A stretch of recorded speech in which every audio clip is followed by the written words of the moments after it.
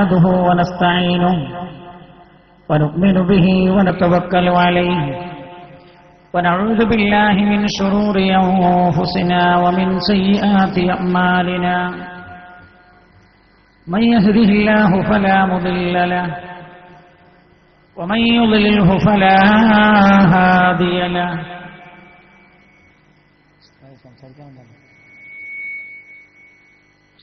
എന്താണോ സംസാരിക്കാൻ സംസാരിച്ചു കഴിഞ്ഞതിന് ശേഷം ഞാൻ സംസാരിക്കും. എനിക്കിവിടെ വലിയ ടെൻഷനായില്ല.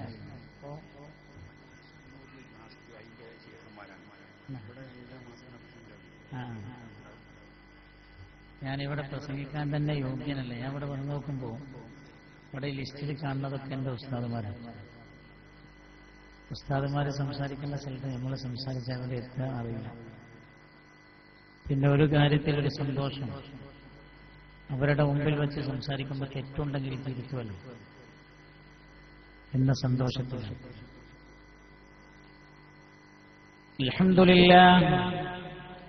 അൽഹംദുലില്ലാഹി നഹ്മദുഹു വനസ്തഈനുഹു വനുഅ്മിനു ബിഹി വനതവക്കലു അലൈഹി വനഊദു ബില്ലാഹി മിൻ ശുറൂരി അൻഫുസിനാ വമിൻ സയ്യിആതി അഅ്മാലിനാ من يهده الله فلا مضل له ومن يضلله فلا هادي له أشهد أن لا إله إلا الله ونشهد أن سيدنا وشفيعنا ونبينا وحبيبنا محمدا صلى الله عليه وسلم عبده ورسوله أرسله الله بالهدى ودين الحق ليظهره على الدين كله ولو كره المشركون.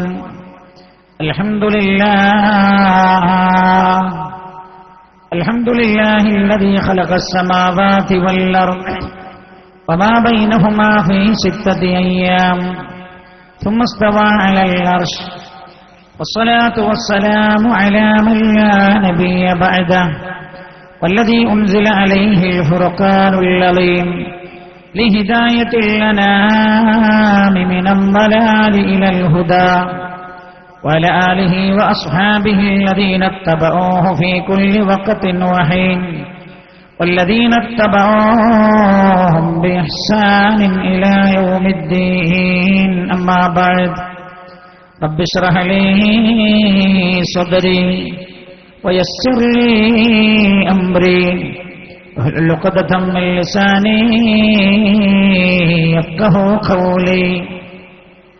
اللهم إن نريد إلا الإصلاح ما استطعت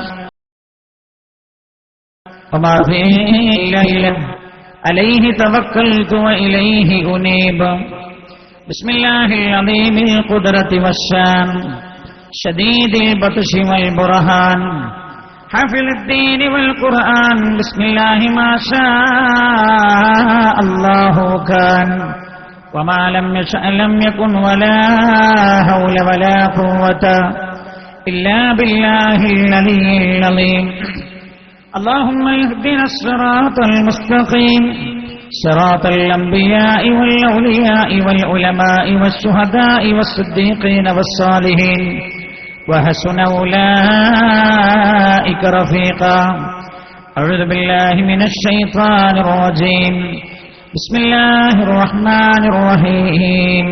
ربنا هب لنا من أزواجنا وذرياتنا قرة أعين واجعلنا للمتقين إماما.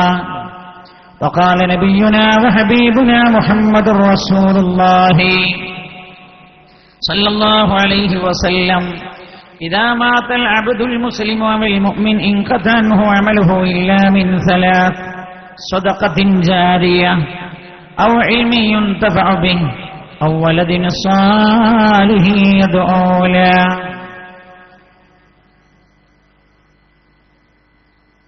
إن لله عبادا فطنا طلقوا الدنيا وخافوا الفتنا نظروا فيها ولما علموا أنها ليست لحي واطنا جعلوها لجة فاتخذوا صالح الأعمال فيها سفنا صلى الله على محمد وسلم صلى الله على محمد صلى الله عليه وسلم اللهم صل على محمد يا ربي صل عليه وسلم علم خاندان ضرورست برما وبعلم آدمی ازهوک بدتر സമാധരണീയരായ വേദിയുടെ അധ്യക്ഷപദം അലങ്കരിച്ചിരിക്കുന്ന നമ്മുടെ ഈ സ്ഥലം മുദരിസ് ആദരണീയരായ ഉസ്താദ് ഉസ്മാൻ ബാഖവി തഹ്താനി അവറുകളെ, വേദിയിൽ ഉപവിഷ്ടരായ എൻ്റെ പ്രിയപ്പെട്ട ആദരണീയരായ എൻ്റെ ഉസ്താദ് ഇസ്ഹാഖ് ബാഖവി ഉസ്താദ് അവറുകളെ, ഇത്രയും നേരം നമ്മളോട് സംസാരിച്ച ഞങ്ങളുടെ പ്രിയപ്പെട്ട ഗുരുവന്ദരിൽ പ്രധാനികളായ ആദരണീയരായ ബഹാവുദ്ദീൻ ഉസ്താദ് അവറുകളെ, KC ഉസ്താദ് അവറുകളെ, ഈ മഹത്തായ വേദിയുടെ അധ്യക്ഷപദം അലങ്കരിച്ചിരിക്കുന്ന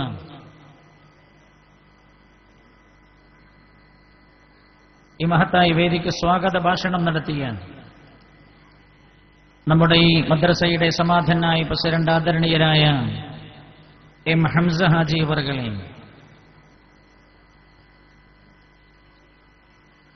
വേദിയിൽ ഉപവിഷ്ടരായ മഹല്ല് ജമാഅത്തിന്റെയും നമ്മുടെ ഈ സ്ഥാപനത്തിന്റെയും ഒക്കെ പ്രവർത്തനങ്ങൾക്ക് നേതൃത്വം നൽകുന്ന മഹോന്നതരായ നേതാക്കളെ,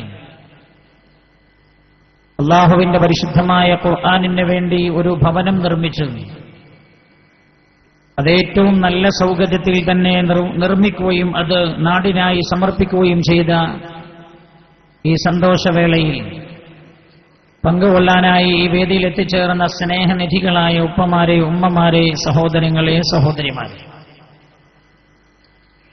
അല്ലാഹു സുബ്ഹാനഹു വ തആല ഈ മഹത്തായ സ്ഥാപനം പുനർനിർമ്മിക്കണം എന്ന ചിന്ത തുടങ്ങിയത് മുതൽ അതിനെ അഭിപ്രായം പറഞ്ഞും അല്ലെങ്കിൽ നല്ല രീതിയിലുള്ള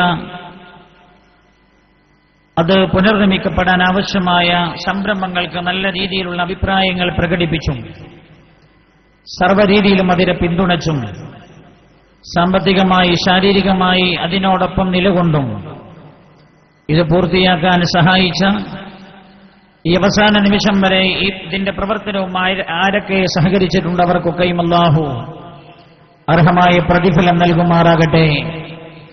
പരിശുദ്ധമായ ഖുർആനിന്റെ വേണ്ടി നിർമ്മിക്കപ്പെട്ട വീടിന്റെ ചുവട്ടിൽ നമ്മൾ ഒരുമിച്ചിരിക്കുന്ന പോലെ റഹ്മാനായ അല്ലാഹുവേ, ഈ വേദി നിന്റെ പരിശുദ്ധമായ ഖുർആനിന്റെ തണലിൽ ഒരുമിക്കാനും ഒന്നിക്കാനും കാരണമാക്കണേ അല്ലാഹുവേ. ഈ നന്മ ഞങ്ങൾക്ക് മുമ്പേ നാട്ടിൽ തുടങ്ങി വെച്ചവരാരൊക്കെ ഉണ്ടോ, മരിച്ചുപോയവർ, അവരുടെ എല്ലാവരുടെയും ഖബറിലേക്ക് ഈ നന്മകളെല്ലാം ഒരു വെളിച്ചമായി നീ എത്തിച്ചു കൊടുക്കണേ അല്ലാഹ്. അവരുടെ ഖബറിലേക്കുള്ള ആശ്വാസമാക്കി കൊടുക്കണേ അല്ലാഹ്. നേരെ ഒരല്പസമയം നമ്മൾ ഈ വിഷയം പറയാൻ ആദ്യ ഒരു ചോദ്യം നിങ്ങളോട് ചോദിച്ചിട്ടാണ് ഈ വിഷയത്തിലേക്ക് നമ്മൾ കടക്കുന്നത്. ഒരു കുട്ടി സ്വാലിഹാവാൻ, ഒരു കുട്ടി നന്നാവാൻ ഏറ്റവും പ്രധാനമായ ഘടകം എന്താണ് എന്നൊരു ചോദ്യം നിങ്ങളിലേക്ക് സമർപ്പിക്കുകയാണ്. എന്നിട്ട് നമ്മൾ ഈ വിഷയത്തേക്ക് കിടക്കണം. ആർക്കെങ്കിലും പറയാൻ കഴിയും? പറയുന്ന ആളുകൾക്ക് വെറുതെ ആവില്ല, എന്തെങ്കിലുമൊക്കെ സമ്മാനം കിട്ടാനും സാധ്യത. ഇൽമു പഠിപ്പിക്കുക എന്നാണ് ഒരു പിതാവ് പറഞ്ഞത്. അല്ലാഹു ബർക്കത്ത് ചെയ്യട്ടെ. പറയാനുള്ള സന്നദ്ധത കാണിച്ചത്. അതിപ്രധാനമായി നമ്മൾ ഈ വിഷയത്തിൽ ശ്രദ്ധിക്കേണ്ട എന്തൊക്കെ കാര്യങ്ങളാണ് പുണ്യ നബി സല്ലല്ലാഹു അലൈഹി വസല്ലമ തങ്ങൾ പഠിപ്പിച്ചത്? ഇതാണ് നമ്മൾ പറയുന്നത്. ഏറ്റവും പ്രധാനം എന്താണ്?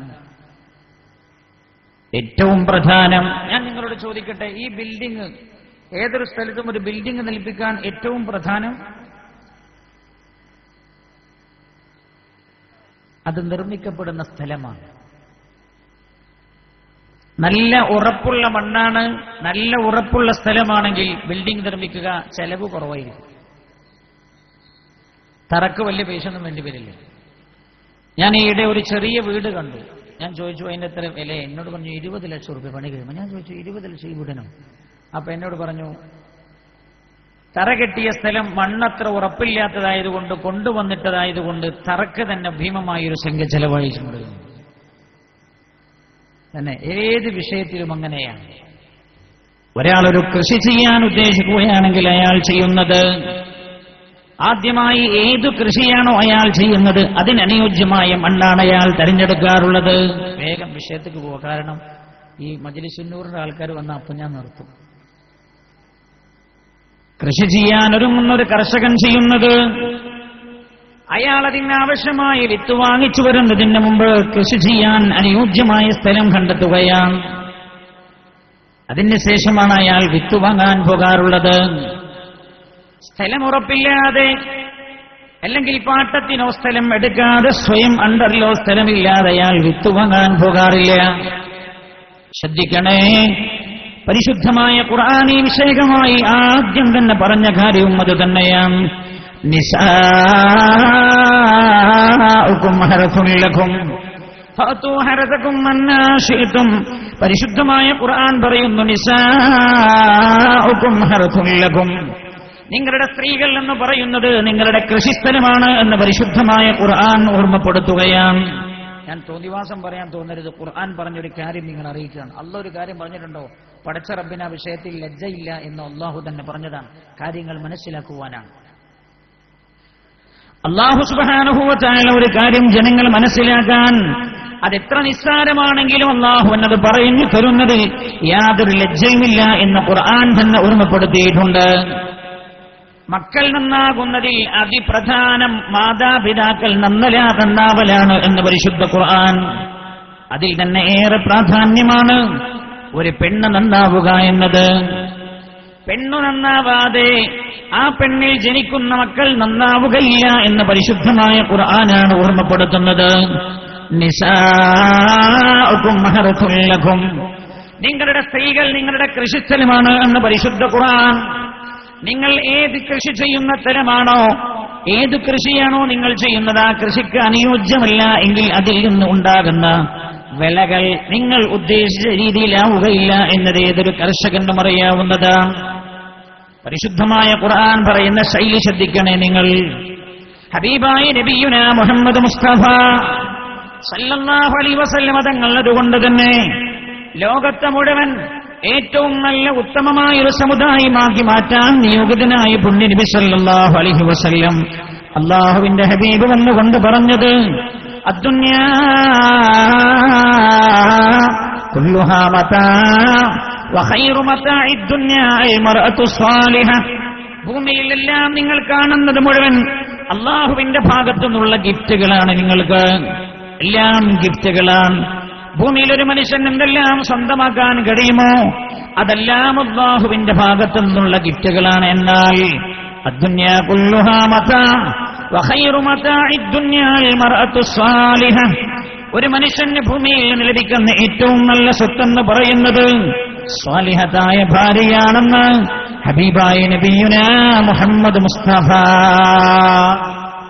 സല്ലല്ലാഹു അലൈഹി വസല്ലം നല്ലപോലെ സ്വലാത്തു ചൊല്ലണേ എന്ന് ഓർമ്മപ്പെടുത്തുന്നു. മാതാപിതാക്കൾ നന്നാവലാണ് ഒരു തലമുറ നന്നാവാൻ ഏറ്റവും പ്രധാനമെന്ന് പഠിപ്പിച്ച പരിശുദ്ധമായ ഖുർആനും ഹബീബായ നബിയുനാ റസൂലുള്ളാഹി സല്ലല്ലാഹു അലൈഹി വസല്ലം തങ്ങളും എടുത്തു പറഞ്ഞത് ഈ വിവാഹ ബന്ധത്തിൽ ഏർപ്പെടുന്ന പെണ്ണ് നന്നാവണം എന്നാണ്. ഞാൻ ഓർമ്മപ്പെടുത്തുന്നു എന്റെ സഹോദരങ്ങളോട്, ഈ വിഷയത്തിലാകണം മക്കൾ നന്നാവണം എന്ന് താല്പര്യമുള്ള ആളുകൾ ശ്രദ്ധിക്കേണ്ടത്. ഒരു പെണ്ണിൽ ആ പെണ്ണിൽ എത്ര ഭൗതിക വിദ്യാഭ്യാസമുണ്ട് എന്നല്ല ചോദിക്കേണ്ടത്. ആ പെണ്ണിന് വഴിയെ ലഭിക്കാനുള്ള സമ്പത്തിന്റെ കണക്കല്ല ചോദിക്കേണ്ടത്. പുണ്യ നബി സല്ലല്ലാഹു അലൈഹി വസല്ലം തങ്ങൾ പഠിപ്പിച്ചല്ലോ, ആ പെണ്ണിന്റെ സൗന്ദര്യം എന്ത് എന്നല്ല നിങ്ങൾ അന്വേഷിക്കേണ്ടത്. ആ പെണ്ണിന്റെ തറവാടിന്റെ മഹിമയല്ല നിങ്ങൾ ചോദിക്കേണ്ടത്. പുണ്യ നബി സല്ലല്ലാഹു അലൈഹി വസല്ലം തങ്ങൾ പഠിപ്പിച്ചത് ഇങ്ങനെയാണ്, തുൻകഹുൽ മർഅതു ലി അർബഇ ഖിസാൽ. 4 കാര്യങ്ങൾക്ക് വേണ്ടി സാധാരണ രീതിയിൽ മനുഷ്യർക്കിടയിൽ വിവാഹം നടക്കാറുണ്ട്. ലിമാലിഹാ, സംവിവാഹം കഴിക്കപ്പെടുന്ന പെണ്ണിന്റെ സ്വത്ത് ശ്രദ്ധിക്കുന്ന ആളുകളുണ്ട്. സ്വത്തിന് വേണ്ടി പെണ്ണിനെ വിവാഹം കഴിക്കുന്നവരുണ്ട്. വലി ജമാലിഹ, വേറെ ചില ആളുകൾ ഭംഗിക്കാണ് പ്രാധാന്യം കൊടുക്കുന്നത്. വലി ഹസബിഹ, മൂന്നാമതൊരു വിഭാഗം ആ പെണ്ണിന്റെ തറവാടിനാണ് പ്രാധാന്യം കൊടുക്കുന്നത്. ഹബീബായ നബിയുനാ റസൂലുള്ളാഹി സല്ലല്ലാഹു അലൈഹി വസല്ലം ശത്രുലോകം പോലും സമ്മതിക്കും എന്റെ സഹോദരങ്ങളെ, ആ പ്രവാചകൻ ഇന്ന് വരെ പറഞ്ഞത് പഴിച്ചു പോയിട്ടില്ലെന്ന്. വലി ജമവലി ദീനിഹ, നാലാമതൊരു വിഭാഗമുണ്ട്, അവർ ഈ പെണ്ണിന്റെ മതബോധത്തിനാണ് പ്രാധാന്യം കൊടുക്കുന്നത്.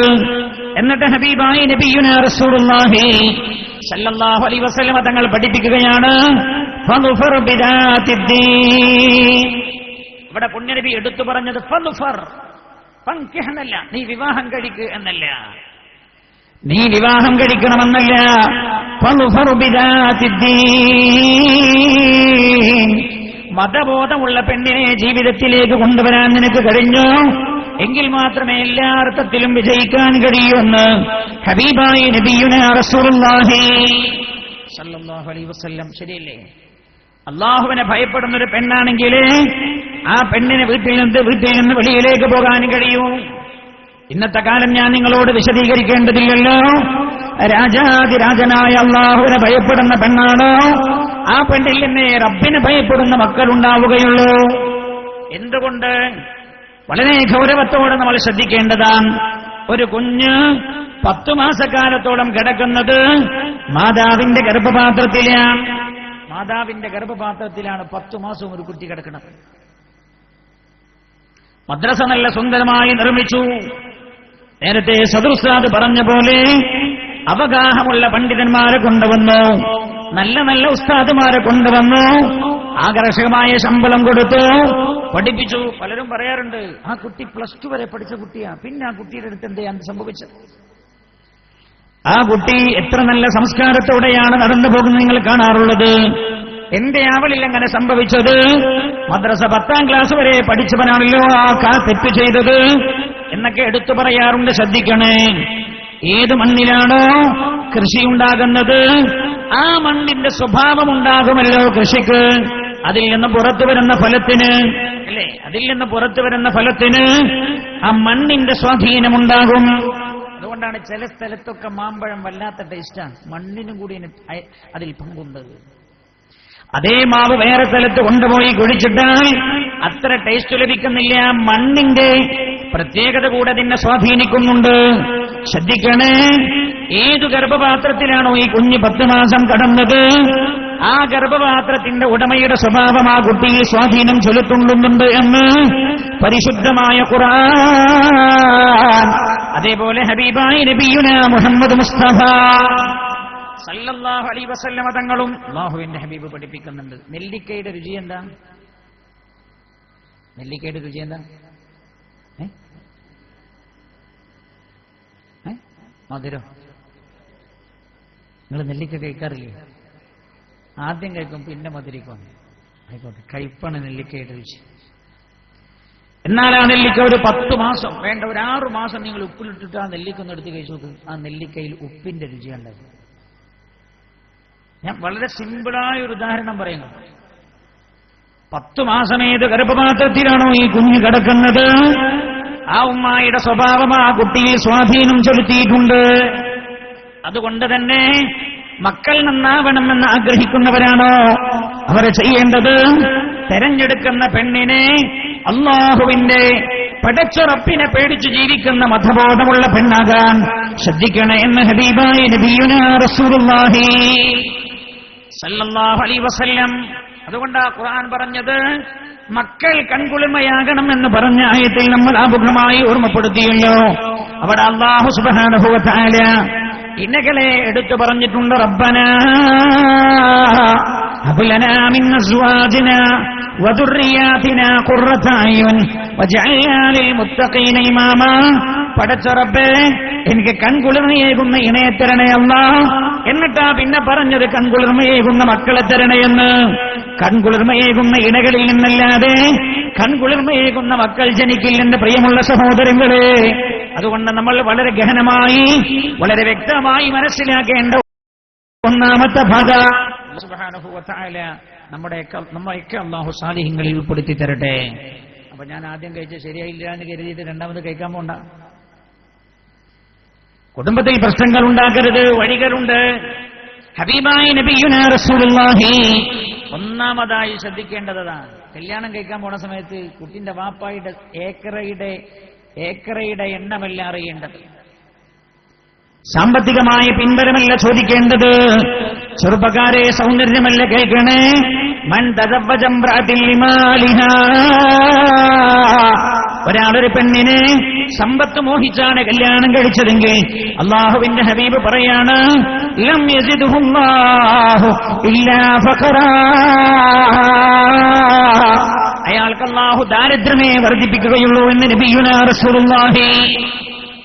സമ്പത്ത് മോഹിച്ച കല്യാണം കഴിച്ചോലൊക്കെ പര്യവസാനം ദാരിദ്ര്യമായിരിക്കും. പുണ്യനബി പറഞ്ഞ വാക്കിന് സംശയം ഉണ്ടാവില്ല. ഒരാളൊരു പെണ്ണിനെ സൗന്ദര്യം നോക്കിയാണ് വിവാഹം കഴിച്ചതെങ്കിൽ അല്ലാഹുവിന്റെ ഹബീബ പറയുന്നത്,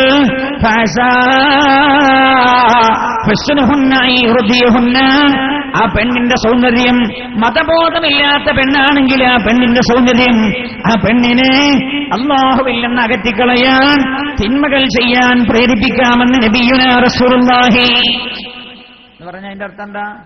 മതബോധമില്ലാത്ത സൗന്ദര്യമുള്ള പെണ്ണാണെങ്കിൽ ആ പെണ്ണ് അല്ലാഹുവിനെ ധിക്കരിക്കാൻ ആ പെണ്ണിന് പ്രേരകമാകുമെന്ന് പറഞ്ഞാൽ ആ പെണ്ണിന്റെ കുട്ടികൾ അങ്ങനെ തന്നെയാവും. ഉമ്മാന്റെ സ്വഭാവം എന്താണോ ആ സ്വഭാവം കുട്ടികളിൽ ഉണ്ടാവും.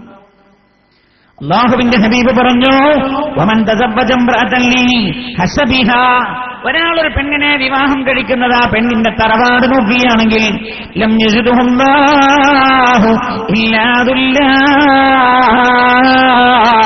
അയാൾക്ക് അല്ലാഹു സുബ്ഹാനഹു വ തആല അയാൾക്ക് നിന്യത മാത്രമാണ് ബാക്കി വെക്കുന്നത് എന്ന് നബിയുനാ റസൂലുള്ളാഹി സ്വല്ലല്ലാഹു അലൈഹി വസല്ലം. യാതൊരു സംശയവും ഉണ്ടാവില്ല. പുണ്യനബി പറയാണ്, ഒരാളൊരു പെണ്ണിനെ വിവാഹം കഴിക്കുന്നത് ആ പെണ്ണിന്റെ മതബോധം മാത്രം പരിഗണിച്ചുകൊണ്ടാണെങ്കിൽ ബാറകല്ലാഹു ലഹു ഫീഹാ വബാറക ലഹാ ഫീഹി, ആ പെണ്ണിൽ ഈ പുരുഷനും ഈ പുരുഷനെ പെണ്ണിലും അല്ലാഹു ബർക്കത്ത് ചെയ്യുമെന്ന് നബിയുനാ മുഹമ്മദ് മുസ്തഫ റസൂലുള്ളാഹി സ്വല്ലല്ലാഹു അലൈഹി വസല്ലം തങ്ങളുടെ പ്രാർത്ഥനയും കൂടെ ഉണ്ടാകും.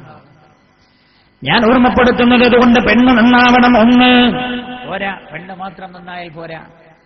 മഹാനായ നബിയുനാ റസൂലുള്ളാഹി സ്വല്ലല്ലാഹു അലൈഹി വസല്ലം തങ്ങളെ പഠിപ്പിക്കുകയാണ്, ഇൻജാഅകും മൻ തറലൗന ദീനഹു വ ഖുലുഖാ, നിങ്ങൾ നിങ്ങളുടെ പെൺകുട്ടികളെ വിവാഹം ചെയ്തു കൊടുക്കേണ്ടത് ആർക്കാണ്? ഇൻജാഅകും മൻ തറലൗന ദീനഹു വ ഖുലുഖാ, നല്ല ബോധമുള്ള സൽസ്വഭാവമുള്ള ഒരു ചെറുപ്പക്കാരനാണോ നിങ്ങളുടെ മകൾക്ക് വിവാഹാന്വേഷണവുമായി വന്നതെങ്കിൽ ഫസവ്വിജൂ, അങ്ങനെയുള്ള ചെറുപ്പക്കാർക്കാണ് നിങ്ങൾ നിങ്ങളുടെ പെൺമക്കളെ വിവാഹം ചെയ്തു കൊടുക്കേണ്ടത്. വഇല്ലാ തകുൻ ഫിൽ അർളി ഫിത്നത്തുൻ വഫസാദുൻ അരീം, അല്ല എങ്കിൽ ഭൂമിയിൽ വ്യാപകമായ നാശങ്ങൾ ഉണ്ടാകുമെന്ന് നബിയുനാ റസൂലുള്ളാഹി. അതിൽ ഒരു നാശം എന്താ? ഒരു നാശം തന്നെ മതബോധമില്ലാത്ത, പടച്ചോനെ പേടില്ലാത്ത തലമുറകൾ ഉണ്ടാകും എന്നത് തന്നെയാണ് അതിൽ ഒരു നാശം. ഒരുപാട് നാശങ്ങളുണ്ട്, അതിൽ ഒരു നാശം അതാണ്. അതുകൊണ്ട് തന്നെ വിവാഹിതരാകുന്ന ആണും പെണ്ണും അല്ലാഹുവിനെ പേടിക്കുന്ന മതബോധമുള്ള ആളുകളാവുക എന്നത് തന്നെ ഏറ്റവും പ്രധാനം. ശ്രദ്ധിക്കണേ നിങ്ങൾ. മാത്രമല്ല, ഈ ബന്ധത്തിലേക്ക് കടന്നു വരുമ്പോൾ അല്ലാഹു സുബ്ഹാനഹു വ തആല ഇഷ്ടപ്പെടാത്ത രീതി, അല്ലാഹു ഇഷ്ടപ്പെടാത്ത ഒന്നും ഇല്ലാതിരിക്കുക, അതും പ്രധാനമാണ്. എന്തുകൊണ്ട്? ഒരാൾ ശാരീരികമായി ഭാര്യയും ഭർത്താവും തമ്മിൽ ശാരീരികമായി ഒന്നിച്ചു ചേരുമ്പോൾ അവരുടെ മനോവികാരം എന്താണോ ആ വികാരം ആ ബന്ധത്തിൽ ജനിക്കുന്ന കുഞ്ഞിലേക്ക് കൈമാറ്റം ചെയ്യപ്പെടുന്നുണ്ട് എന്ന് മോഡേൺ സയൻസ്. ശ്രദ്ധിക്കണം, ഞാൻ വേഗം പറഞ്ഞു പോവാ. രണ്ടാമത്തെ കാര്യം, വിവാഹം ചെയ്യപ്പെടുന്ന പെണ്ണും സ്ത്രീ, ആണും പെണ്ണായാൽ ആണും പെണ്ണും അവരുടെ മാനസികമായ അവസ്ഥ മുഴുവൻ രാജാതിരാജനായ അല്ലാഹുവിൽ കേന്ദ്രീകരിച്ചതാവണം. ഒരു തെറ്റുമതമോ അഘോപേന ഉണ്ടാവാൻ പാടില്ല. അപ്പോ തെറ്റായ രീതിയിലുള്ള ബന്ധമാണ് സ്ഥാപിച്ചെടുത്തെങ്കിലോ അതിൽ നിന്നാന്ന് കുട്ടികളൊക്കെ അതിനേക്കാളും വലിയ തമ്മാടികളാവും. അതിൽ നിന്നുണ്ടാകുന്ന മക്കൾ അതിനേക്കാളും വലിയ തമ്മാടികളാവും. പ്രേമിച്ച കല്യാണം ചെയ്ത വാപ്പയാണെങ്കിൽ ആ വാപ്പന്റെ മകനും പ്രേമിക്കും. പ്രേമിച്ച് കല്യാണം ചെയ്ത പെണ്ണാണോ, ആ പെണ്ണിൽ നിന്നുണ്ടാകുന്ന മക്കൾ ഒളിച്ചോടാനുള്ള സാധ്യത വളരെയേറെയാണ്. ശ്രദ്ധിക്കണേ, ഒരാൾ ശാരീരികമായി ബന്ധപ്പെടുമ്പോൾ അവരുടെ മനസ്സിലുണ്ടാകുന്ന വിചാരങ്ങൾ പോലും ഈ കുഞ്ഞിലേക്ക് കൈമാറ്റം ചെയ്യപ്പെടുന്നുണ്ട്. ആരായത് പഠിപ്പിക്കുന്നത്? ആധുനിക ശാസ്ത്രമാണ്. ഞാൻ ചോദിക്കട്ടെ നിങ്ങളോട്, ഒരാൾ, നിങ്ങൾ കണ്ടിട്ടില്ലേ ചില ആളുകൾ പരമ്പരാഗതമായി അവരിൽ മെന്റലുള്ള ആളുകൾ ഉണ്ടാവും, ഭ്രാന്തന്മാർ. ഞങ്ങളുടെ നാട്ടിലുണ്ട്, പരമ്പരയിൽ തന്നെ എല്ലാവർക്കും ചെറിയ മെന്റലാണ്. എന്റെ കുടുംബമൊക്കെ പറഞ്ഞു കേട്ടിട്ടുണ്ട്, അവരുടെ പിതാവിന്റെ പിതാവ് അവർക്കൊക്കെ ഉണ്ടായിരുന്നു. എന്താ? ശാരീരികമായി ബന്ധത്തിൽ ഏർപ്പെടുമ്പോൾ ഈ പിതാവിന്റെ മനോവികാരം എന്താണോ, അല്ലെങ്കിൽ മാനസികമായ അവസ്ഥ എന്താണോ, ആ അവസ്ഥ ഈ കുട്ടിയിലേക്ക് കൈമാറ്റം ചെയ്യപ്പെടുന്നുണ്ട്. ശ്രദ്ധിക്കണേ, ചെയ്യുന്നുണ്ട്. നിങ്ങൾ സാധാരണ ഒരു ഡോക്ടറെ അടുത്ത് ചെന്നിട്ട് ഡോക്ടറോട് ക്ഷീണമൊക്കെ പറഞ്ഞപ്പോൾ ഡോക്ടർ പറഞ്ഞൊന്ന് പരിശോധിക്കണം. ടെസ്റ്റ് ചെയ്തു, ടെസ്റ്റ് റിസൾട്ട് വന്നപ്പോൾ ഷുഗർ ഉണ്ട് എന്ന് കണ്ടാൽ ഡോക്ടറെ ഉടനെ ചോദിക്കേണ്ട ചോദ്യം ഉണ്ട്, എന്താണ്? നിങ്ങളെല്ലാവരും ഒരേ മാതിരിയാണ് പറഞ്ഞത്. ഞാൻ കരുതി ആരെങ്കിലും ഒരാൾ പഞ്ചസാരങ്ങൾ കൂടുതൽ കഴിക്കലുണ്ടാവുമെന്ന് ചോദിക്കുമെന്നാണ് ഞാൻ കരുതിയത്. നിങ്ങളെല്ലാവരും പറഞ്ഞത് ഒരേ മറുപടി. ശ്രദ്ധിക്കണം, നമ്മളൊക്കെ വിചാരിക്കണം നമ്മുടെ കുട്ടികൾ നന്നാവണം, നമ്മൾ നന്നാവും, നമ്മളെ കുട്ടികൾ നന്നാവില്ല എന്ന് അടിവരയിട്ട് ഓർമ്മപ്പെടുത്താൻ ഈ മദ്രസ അല്ല, ഇതിനേക്കാളും ഒരു 8 നില വലുപ്പമുള്ള മദ്രസ നിങ്ങൾ നിർമ്മിച്ചാലും 10,000 20,000 മദ്രസകൾ നമ്മുടെ നാടുകളിൽ ഉയർന്നു വന്നാലും ഏറ്റവും പ്രധാനം പിതാവും മാതാവും നന്നാവലാണ്. ചിന്തിക്കണം നിങ്ങൾ. ഡോക്ടർമാർ ചോദിക്കുന്ന ചോദ്യമുണ്ട്, ഈ റിസൾട്ട് കണ്ട ഉടനെ ചോദിക്കും, വാപ്പാക്ക് ഷുഗർ ഉണ്ടായിരുന്നോ? ഇല്ല സർ.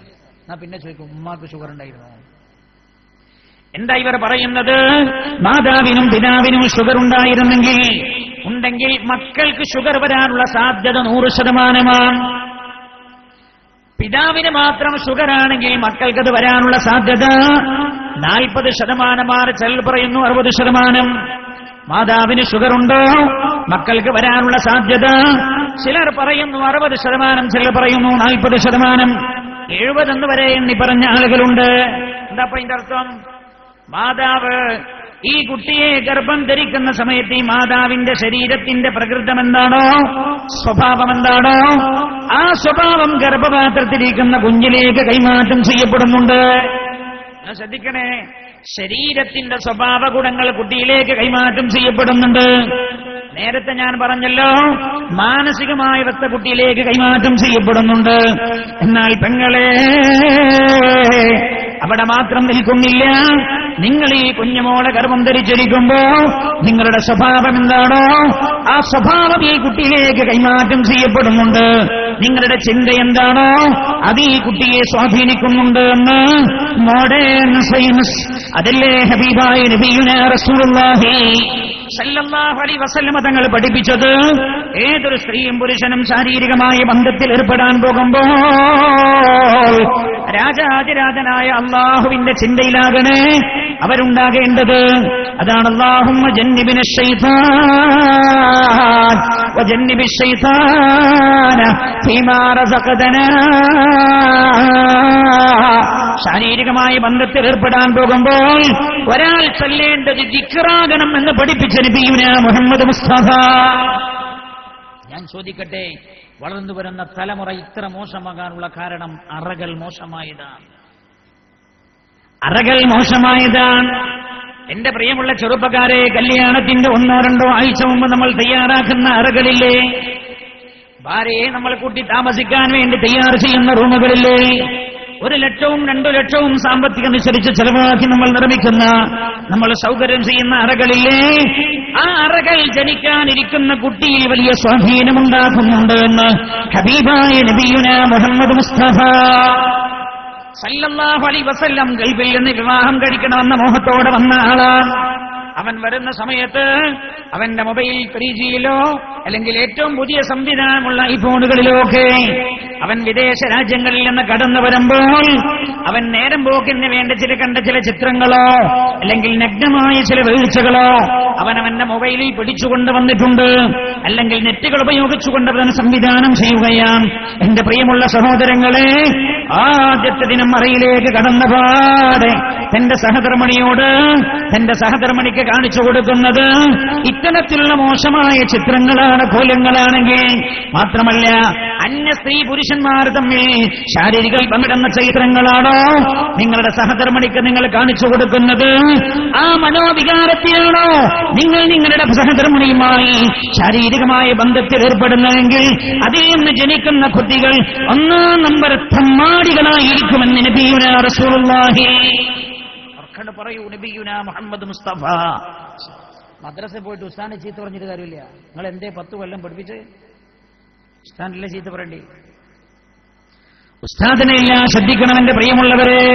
ഹബീബായ നബിയുനാ മുഹമ്മദ് മുസ്തഫ സല്ലല്ലാഹു അലൈഹി വസല്ലമ തങ്ങളെ പറഞ്ഞത് അറയിലെ ചർച്ച മുഴുവൻ അല്ലാഹുവിനെ കുറിച്ചാവണം, നല്ല കാര്യങ്ങളാവണം, പുണ്യനബിയെ കുറിച്ചാവണം. മഹദി ഫാത്തിമത്തു സഹറ റളിയല്ലാഹു അൻഹ ഹബീബായ നബിയുനാ റസൂലുള്ളാഹി സല്ലല്ലാഹു അലൈഹി വസല്ലമ തങ്ങളുടെ പ്രിയപ്പെട്ട മോളാണ് ഫാത്തിമ ബീവി റളിയല്ലാഹു അൻഹയാണ്. ആദ്യ ദിവസമാണ് സയ്യിദുനാ അലി റളിയല്ലാഹു അൻഹുവിനെ ഫാത്തിമ ബീവി അല്ലാഹുവിന്റെ ഹബീബ് കല്യാണം ചെയ്തു കൊടുത്തല്ലോ. ഫാത്തിമ ബീവിയെ പലരും വിവാഹം അന്വേഷിച്ചു വന്നു. മദീനയിൽ ഉണ്ടായിരുന്ന പല സമ്പന്നരും വിവാഹം അന്വേഷിച്ചു വന്നു. പലരും വിവാഹാന്വേഷണം നടത്തിയപ്പോൾ അല്ലാഹുവിന്റെ ഹബീബ് പറഞ്ഞത്, ഇല്ല, എന്റെ പൊന്നുമോളെ വിവാഹം കഴിച്ചത് ഞാൻ ചെയ്തു കൊടുക്കേണ്ടത് ആർക്കാണെന്ന് എന്റെ റബ്ബിന്റെ വിധി വരുന്നവരെ, അല്ലാഹുവിന്റെ കൽപ്പന വരുന്നവരെ ഞാൻ കാത്തിരിക്കുകയാണ്. ബദർ യുദ്ധം കഴിഞ്ഞു. ബദർ യുദ്ധം കഴിഞ്ഞതിന് ശേഷമാണല്ലോ ഫാത്തിമ ബീവി റളിയല്ലാഹു അൻഹയുടെ വിവാഹത്തിനുള്ള സാഹചര്യം ഒരുങ്ങുന്നത്. നസലൽ അമീൻ മലക് ജിബ്രീൽ അലൈഹിസ്സലാം ഇറങ്ങി വന്നു. ഹബീബായ നബിയുനാ റസൂലുള്ളാഹി സല്ലല്ലാഹു അലൈഹി വസല്ലം തങ്ങളോട് പറഞ്ഞു, ഹബീബായ നബിയേ, ഫാത്തിമ ബീവി അലി റളിയല്ലാഹു അൻഹുവിനാണ് വിവാഹം ചെയ്തു കൊടുക്കേണ്ടത്. ആരാണ് അലി? ശ്രദ്ധിക്കണം നമ്മൾ. അലി റളിയല്ലാഹു അൻഹു റസൂലുള്ളാഹിന്റെ വീട്ടിലെത്തിയത് എങ്ങനെയാണ്? അബൂ താലിബിന്റെ വീട്ടിൽ, അലി റളിയല്ലാഹു അൻഹുവിന്റെ പിതാവിന്റെ വീട്ടിൽ കഴിക്കാൻ ഭക്ഷണമില്ലാത്ത കട്ടപ്പാടിന്റെ ഇടയിലാണ് പുണ്യനബി അലി റളിയല്ലാഹു അൻഹുവിന്റെ തന്റെ വീട്ടിലേക്ക് കൂട്ടിക്കൊണ്ടുവരുന്നത്. അലി റളിയല്ലാഹു അൻഹു റസൂലുള്ളാഹിന്റെ വീട്ടിലെത്തുന്നത് എങ്ങനെയാണ്? അലി റളിയല്ലാഹു അൻഹു ദരിദ്രനായ അലി റളിയല്ലാഹു അൻഹുവിനാണ് ഫാത്തിമ മോളെ വിവാഹം ചെയ്തു കൊടുക്കാൻ പറഞ്ഞത്. സയ്യിദത്തു നിസാഇ അഹ്ലിൽ ജന്ന, സ്വർഗ്ഗത്തിന്റെ നേതാവെന്ന ഹബീബായ നബിയുനാ റസൂലുള്ളാഹി സല്ലല്ലാഹു അലൈഹി വസല്ലം തങ്ങൾ വിശേഷിപ്പിച്ച ഫാത്തിമ ബീവി റളിയല്ലാഹു അൻഹയെ അലി റളിയല്ലാഹു അൻഹു വിവാഹം ചെയ്തു കൊടുക്കാനാ പറഞ്ഞു. എന്താ കാരണം? രണ്ടുപേരും നല്ല മതബോധമുള്ളവരാണ്. വിവാഹം നടന്നു. ആദ്യ രാത്രിയാണ് ഫാത്തിമ ബീവി റളിയല്ലാഹു അൻഹ അലി റളിയല്ലാഹു അൻഹയുടെ അറയിലേക്ക് കടന്നിരിക്കുകയാണ്. അലി റളിയല്ലാഹു അൻഹുവിന്റെ അറയിലേക്ക് കടന്നിരിക്കുകയാണ്. ഫാത്തിമ ബീവി റളിയല്ലാഹു അൻഹ കടന്നു. രണ്ടുപേരും അറയിൽ കിടക്കാൻ ഒരുങ്ങുന്നു.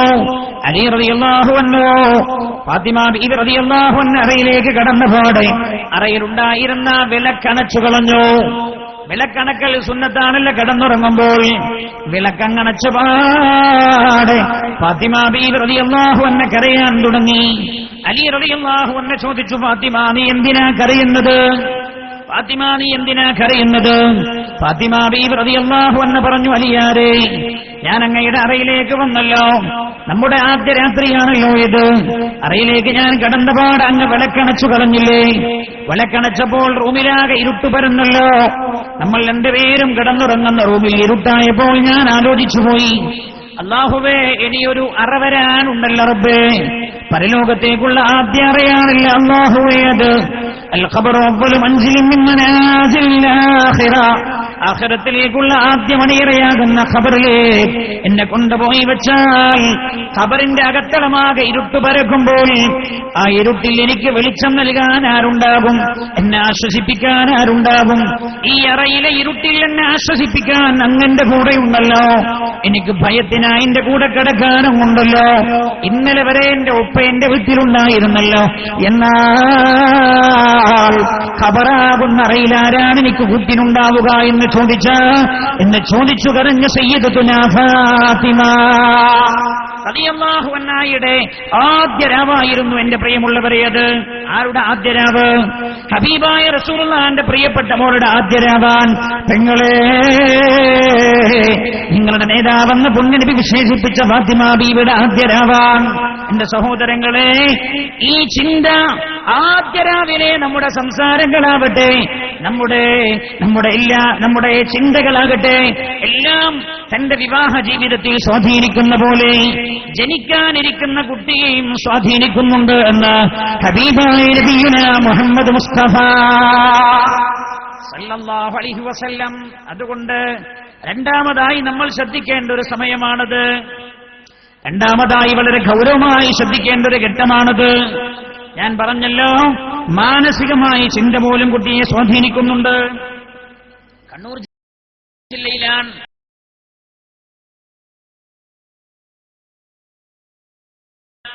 പയ്യന്നൂർ ഭാഗത്തു എന്നോട് പറഞ്ഞു, നിങ്ങളൊന്ന് ഇവിടെ വരണം, ഒരു കാര്യം നിങ്ങളെ പഠിപ്പിക്കാനുണ്ട് എന്ന് പറഞ്ഞു എന്നോട്. ഞാൻ അയാളുടെ ഹോസ്പിറ്റലിൽ ചെന്നു. അയാൾ എന്നെ ക്ലിനിക്കിൽ കൊണ്ടുപോയി. അയാൾ ഇരിക്കുന്ന റൂമിൽ എന്നെ കൊണ്ടുപോയി ഇരുത്തി. എന്നിട്ട് എന്നോട് പറഞ്ഞു, ഞാൻ നിങ്ങൾക്കൊരു കാര്യം പഠിപ്പിച്ചു തരാൻ വേണ്ടി വിളിച്ചതാണ്. അയാൾ സിസ്റ്ററോട് പറഞ്ഞു, അമ്മച്ചിയോടൊന്ന് വരാൻ പറ. അമ്മച്ചിയോട് വരാൻ പറയൂ എന്ന് പറയുമ്പോൾ ഒരു അമുസ്ലിമായ സ്ത്രീ, ഒരു ടീച്ചറാണ്. ആ ടീച്ചർ 6 വയസ്സുള്ള തന്റെ കുഞ്ഞിനെയും പിടിച്ച് ഈ ക്ലിനിക്കിൽ റൂമിലേക്ക് വന്നു.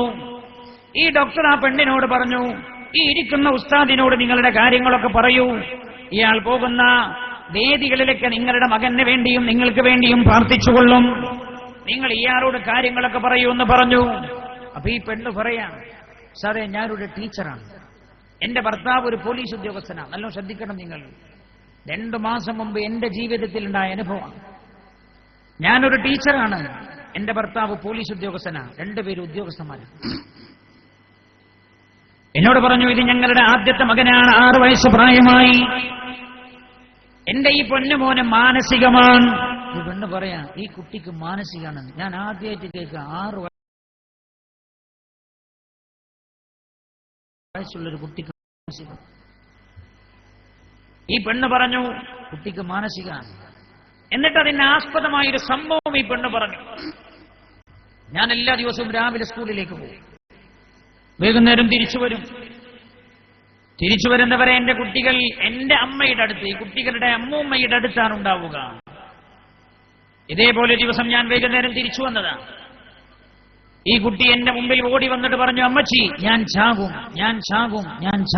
എന്നോട് പറഞ്ഞു. ഞാൻ ചോദിച്ചു, മോനെ, നീ എന്റെ ചാവും എന്ന് പറയുന്നത്? ഈ കുട്ടി പറഞ്ഞു, ഞാൻ ബാറ്ററി എടുത്ത് തിന്നു പോയിട്ടുണ്ട്. കളിച്ചുകൊണ്ടിരിക്കുമ്പോ ബാറ്ററി ഞാൻ വായിലിട്ട് പോയി. അല്പം കഴിഞ്ഞപ്പോഴേ എനിക്ക് ഓർമ്മയായത്, വിഷയല്ലേ, ഞാൻ തുപ്പി അമ്മച്ചി, പക്ഷെ ഞാൻ ചാകും. അപ്പൊ ഈ അമ്മച്ചി കുട്ടിയെ പിടിച്ചുകൊണ്ടുപോയി. അമ്മച്ചി പറയാ, ഞാൻ കുട്ടി പിടിച്ചുകൊണ്ടുപോയി വായൊക്കെ നല്ലപോലെ വൃത്തിയാക്കി കഴുകി കൊടുത്ത് ഞാൻ പറഞ്ഞു, ഇല്ല മോനെ, നീ അങ്ങനെ ചാവുകയാണെങ്കിൽ ചാവേണ്ട സമയമൊക്കെ കഴിഞ്ഞു പോയിട്ടുണ്ട് എന്ന് ഞാൻ കുട്ടിയോട് പറഞ്ഞു. അങ്ങനെ അവൻ താൽക്കാലികമായി അവൻ സമാധാനിച്ചു. ഈ പെണ്ണ് പറയാൻ, അന്ന് രാത്രി ഈ കുടുംബം കടന്നുറങ്ങി. അർദ്ധരാത്രി കഴിഞ്ഞു, രാത്രി 2 മണിക്ക് പെട്ടെന്ന് ഈ കുട്ടി ഉറക്കത്തിൽ നിന്ന് ഞെട്ടി ഉണർന്നിട്ട് പിന്നെയും പറയാൻ, അമ്മച്ചി, ഞാൻ ചാവുകയാണ് എന്നെ ഈ കുട്ടി പറയുന്നത്. ഈ പെണ്ണ് പറയാണ്, നേരം പുലരാൻ ഞങ്ങൾ കട്ടപ്പെട്ടു പോയി. പല ഡോക്ടർമാരെയും ഞങ്ങൾ കാണിച്ചു, ഒരു ആശ്വാസവും കിട്ടിയില്ല. ഞങ്ങൾ അവസാനം ഈ ക്ലിനിക്കിൽ വന്നു. 2 ആഴ്ചയായി ചികിത്സ തുടരുന്നു. അല്പം ആശ്വാസമുണ്ട്. നിങ്ങൾ പ്രാർത്ഥിക്കണമെന്ന് പറഞ്ഞ് ഈ പെണ്ണ് പോയി. പെണ്ണ് പോയപ്പോ ഞാൻ ഡോക്ടറോട് ചോദിച്ചു, നിങ്ങൾ ഈ പെണ്ണിനോട് ഞാൻ പ്രാർത്ഥിച്ചാൽ സുഖാകുമെന്നൊക്കെ പറയാൻ, അങ്ങനെ സുഖാകുമെന്നുണ്ടോ? ആ പെണ്ണിന്റെ പ്രതീക്ഷയൊക്കെ തകർന്നു പോകില്ലേ എന്ന് ചോദിച്ചപ്പോ അയാൾ എന്നോട് പറഞ്ഞു, അല്ല, പ്രയാസമാകുന്ന ഒരാളോട് നിങ്ങൾക്ക് പ്രാർത്ഥന ഉണ്ടാകുമെന്ന് പറഞ്ഞാൽ മനസ്സിന് ആശ്വാസം ഉണ്ടാകുന്ന നിലക്ക് പറഞ്ഞതാണ്. എന്നോട് പറഞ്ഞു, ഞാൻ അങ്ങനെ പറഞ്ഞത് ആ പെണ്ണു തന്നെ എല്ലാ കാര്യവും നിങ്ങളോട് തുറന്നു പറയട്ടെ എന്ന് വിചാരിച്ചാണ് ഞാൻ അങ്ങനെ പറഞ്ഞത്. എന്നിട്ട് എന്നോട് ചോദിച്ചു, ഈ 6 വയസ്സുള്ള കുട്ടിക്ക് ഈ മാനസിക അസ്വസ്ഥത ഉണ്ടാവാൻ കാരണം എന്താണ് എന്ന് നിങ്ങൾക്ക് മനസ്സിലായി എന്ന് ചോദിച്ചെന്നോട്. ഞാൻ പറഞ്ഞു, എനിക്കൊന്നും തിരിഞ്ഞിട്ടില്ല. 6 വയസ്സായ കുട്ടിക്ക് മാനസികമെന്ന് കേട്ടപ്പോൾ തന്നെ ഞാൻ ഞെട്ടിപ്പോവുകയാണെന്ന് പറഞ്ഞു. ആ ഡോക്ടറിനോട് പറഞ്ഞു, ഈ പെണ്ണി കാര്യങ്ങളൊക്കെ എന്നോട് പറഞ്ഞപ്പോ ഞാനെല്ലാം കേട്ട് ഈ പെണ്ണിനോട് ചോദിച്ചു, ഈ കുട്ടി നിങ്ങൾക്ക് ജനിച്ചത് നിങ്ങൾക്ക് കുട്ടി വേണ്ട എന്ന ചിന്ത ഉണ്ടായിരുന്ന സമയത്തായിരുന്നു. ഹലോ, ശ്രദ്ധിക്കണേ. ഈ കുട്ടി നിങ്ങൾക്ക് ജനിച്ചത് കുട്ടി വേണ്ട എന്ന ചിന്ത ഉണ്ടായിരുന്ന സമയത്താണോ എന്ന് ഞാൻ ഈ പെണ്ണിനോട് തിരിച്ചു ചോദിച്ചു. ആ പെണ്ണ് പറഞ്ഞത്രേ, അതെ, വിവാഹം കഴിഞ്ഞ ആദ്യ നാളിൽ ഇപ്പോൾ കുട്ടി വേണ്ട എന്ന ചിന്തയായിരുന്നു ഞങ്ങൾക്ക്. അവിചാരിതമായാണ് ഞാൻ ഗർഭം ധരിച്ചത്. ഗർഭം ധരിച്ചപ്പോൾ ഞാൻ ഭർത്താവിനോട് പറഞ്ഞു, എനിക്ക് കഴിയില്ല, അബോർഷൻ നടത്തണമെന്ന് പറഞ്ഞു. ഞാൻ എന്തിനാ ഇത് പറയുന്നത്? ഇന്ന് നമ്മുടെ സമൂഹത്തിലും ദയാദാക്ഷിണ്യം കാണിക്കാത്ത എത്രയോ മാതാപിതാക്കളുണ്ട്. പെങ്ങളെ, നിങ്ങളുടെ ഗർഭപാത്രത്തിൽ ജനിക്കാനിരിക്കുന്ന കുഞ്ഞിനെ കൊണ്ടുപോയി നിഷ്ഠൂരമായി അബോർഷൻ ചെയ്ത് ചവട്ടുകൊട്ടയിലേക്ക് വലിച്ചെറിയുന്ന നിങ്ങൾ ക്രൂരയല്ലെങ്കിൽ പിന്നെ ആരാണ് ആകാശത്തിൽ ചുവട്ടിൽ ഏറ്റവും വലിയ ക്രൂര? നിങ്ങളിൽ നിന്ന് ജനിക്കുന്ന കുഞ്ഞ് നിങ്ങളോട് പുറംതിരിഞ്ഞ് നിന്നില്ലെങ്കിലേ അത്ഭുതമുള്ളോ? ആരാ പഠിപ്പിക്കുന്നത്?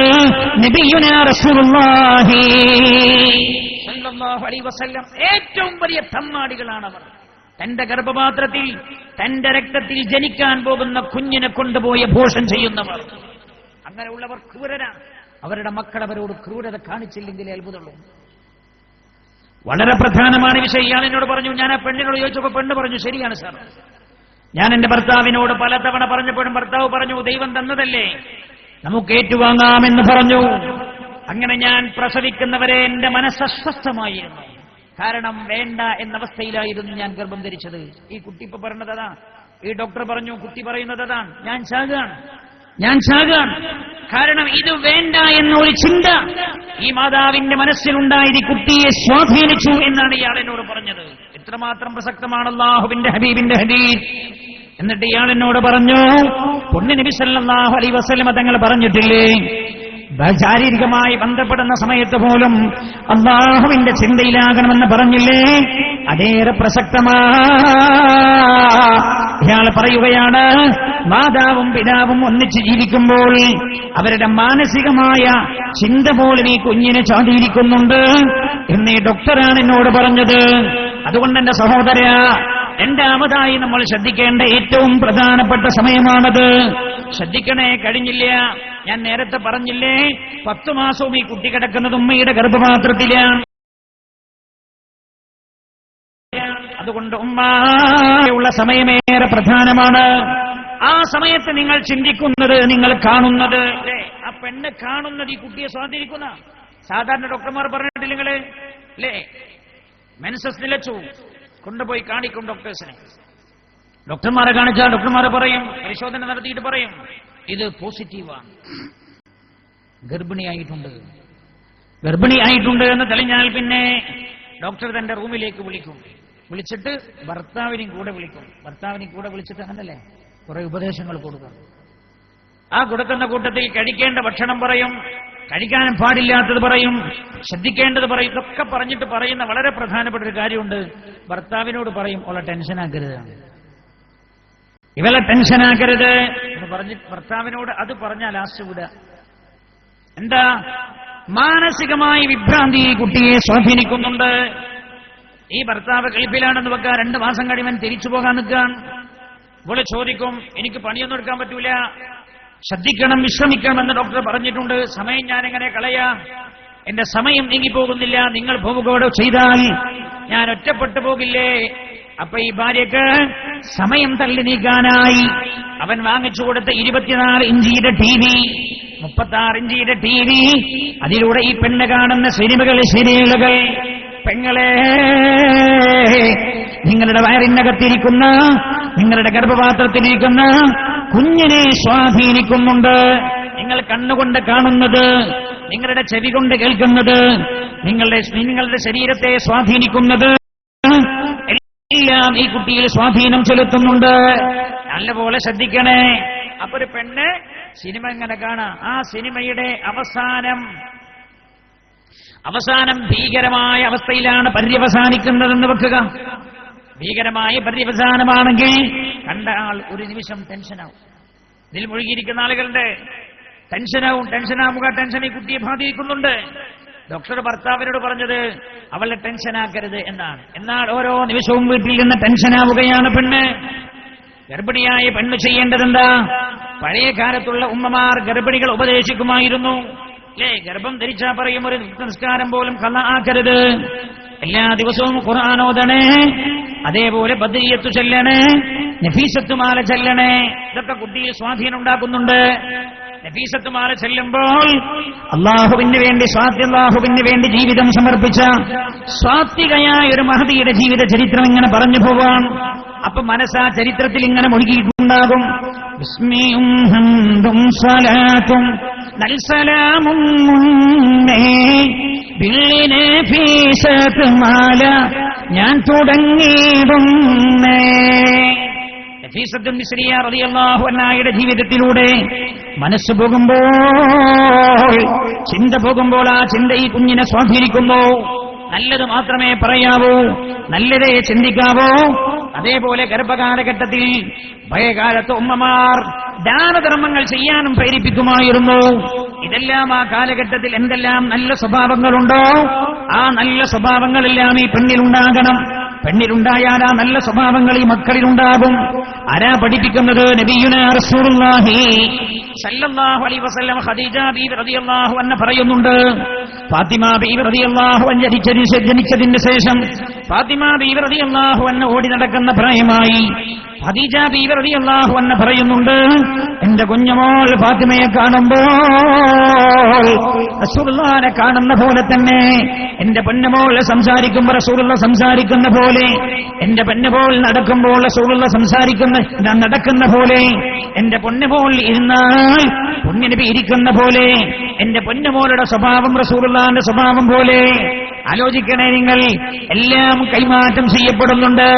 ആരാ പറയുന്നത്? ഖദീജ ബീവി റളിയല്ലാഹു അൻഹ പറയാം, ഫാത്തിമ മോൾ റസൂലുള്ളാഹിന്റെ നേർരേഖയാണെന്ന് സയ്യിദത്തുനാ ഖദീജ റളിയല്ലാഹു അൻഹ. എന്താണ് ഇതിന്റെ കാരണം? അല്ലാഹുവിന്റെ ഹബീബ് നബിയുനാ റസൂലുള്ളാഹി സല്ലല്ലാഹു അലൈഹി വസല്ലം തങ്ങളുടെ എല്ലാ സ്വഭാവവും ആ കുഞ്ഞിലുണ്ടായിരുന്നു. എന്നാൽ ഖദീജ ബീവി റളിയല്ലാഹു അൻഹയുടെ സ്വഭാവവും ഈ കുഞ്ഞിനെ സ്വാധീനിച്ചിരുന്നു. ചരിത്രത്തിൽ നോക്കിയാൽ കാണാൻ കഴിയും. അപ്പൊ മാതാവിന്റെയും പിതാവിന്റെയും സ്വഭാവമാണ് ഈ കുഞ്ഞിൽ സ്വാധീനം ചെലുത്തുന്നത് എന്ന തിരിച്ചറിവാണ് നമുക്കുണ്ടാകേണ്ടത്. അതുകൊണ്ട് ഗർഭകാലഘട്ടം നല്ലപോലെ ശ്രദ്ധിക്കേണ്ട കാലഘട്ടമാണ്. അതേപോലെ നമ്മൾ ശ്രദ്ധിക്കേണ്ടത് പ്രസവിക്കുന്ന സാഹചര്യമാണ്, സന്ദർഭമാണ്. പലരും ശ്രദ്ധിക്കാത്തൊരു കാര്യമാണ്. തീരെ ശ്രദ്ധിക്കാൻ വളരെ പ്രധാനമായ ചില കാര്യങ്ങൾ പറഞ്ഞ് അവസാനിപ്പിക്കാം. ഒരു ഗഹനമായ ചർച്ചയിലേക്ക് നമ്മൾ കിടക്കുന്നില്ല. മക്കൾ സ്വാലിഹാവാൻ നമ്മൾ എവിടെയെല്ലാമാണ് ശ്രദ്ധിക്കേണ്ടത്? വളരെ പ്രധാനമായി നമ്മൾ ശ്രദ്ധിക്കേണ്ട മറ്റൊരു സാഹചര്യമാണ് പ്രസവിക്കപ്പെടുന്ന സാഹചര്യം. എവിടെയാണ് പ്രസവിക്കപ്പെടുന്നത്? അത് ഈ കുട്ടിയെ വല്ലാതെ സ്വാധീനിക്കുന്നുണ്ട്, അല്ലേ? കാലാവസ്ഥ ഒരാളെ സ്വാധീനിക്കുന്നുണ്ട്, ഉണ്ടല്ലോ, ഉണ്ടോ? ഉണ്ട്. കാലാവസ്ഥ ഒരാളെ സ്വാധീനിക്കുന്നുണ്ട്.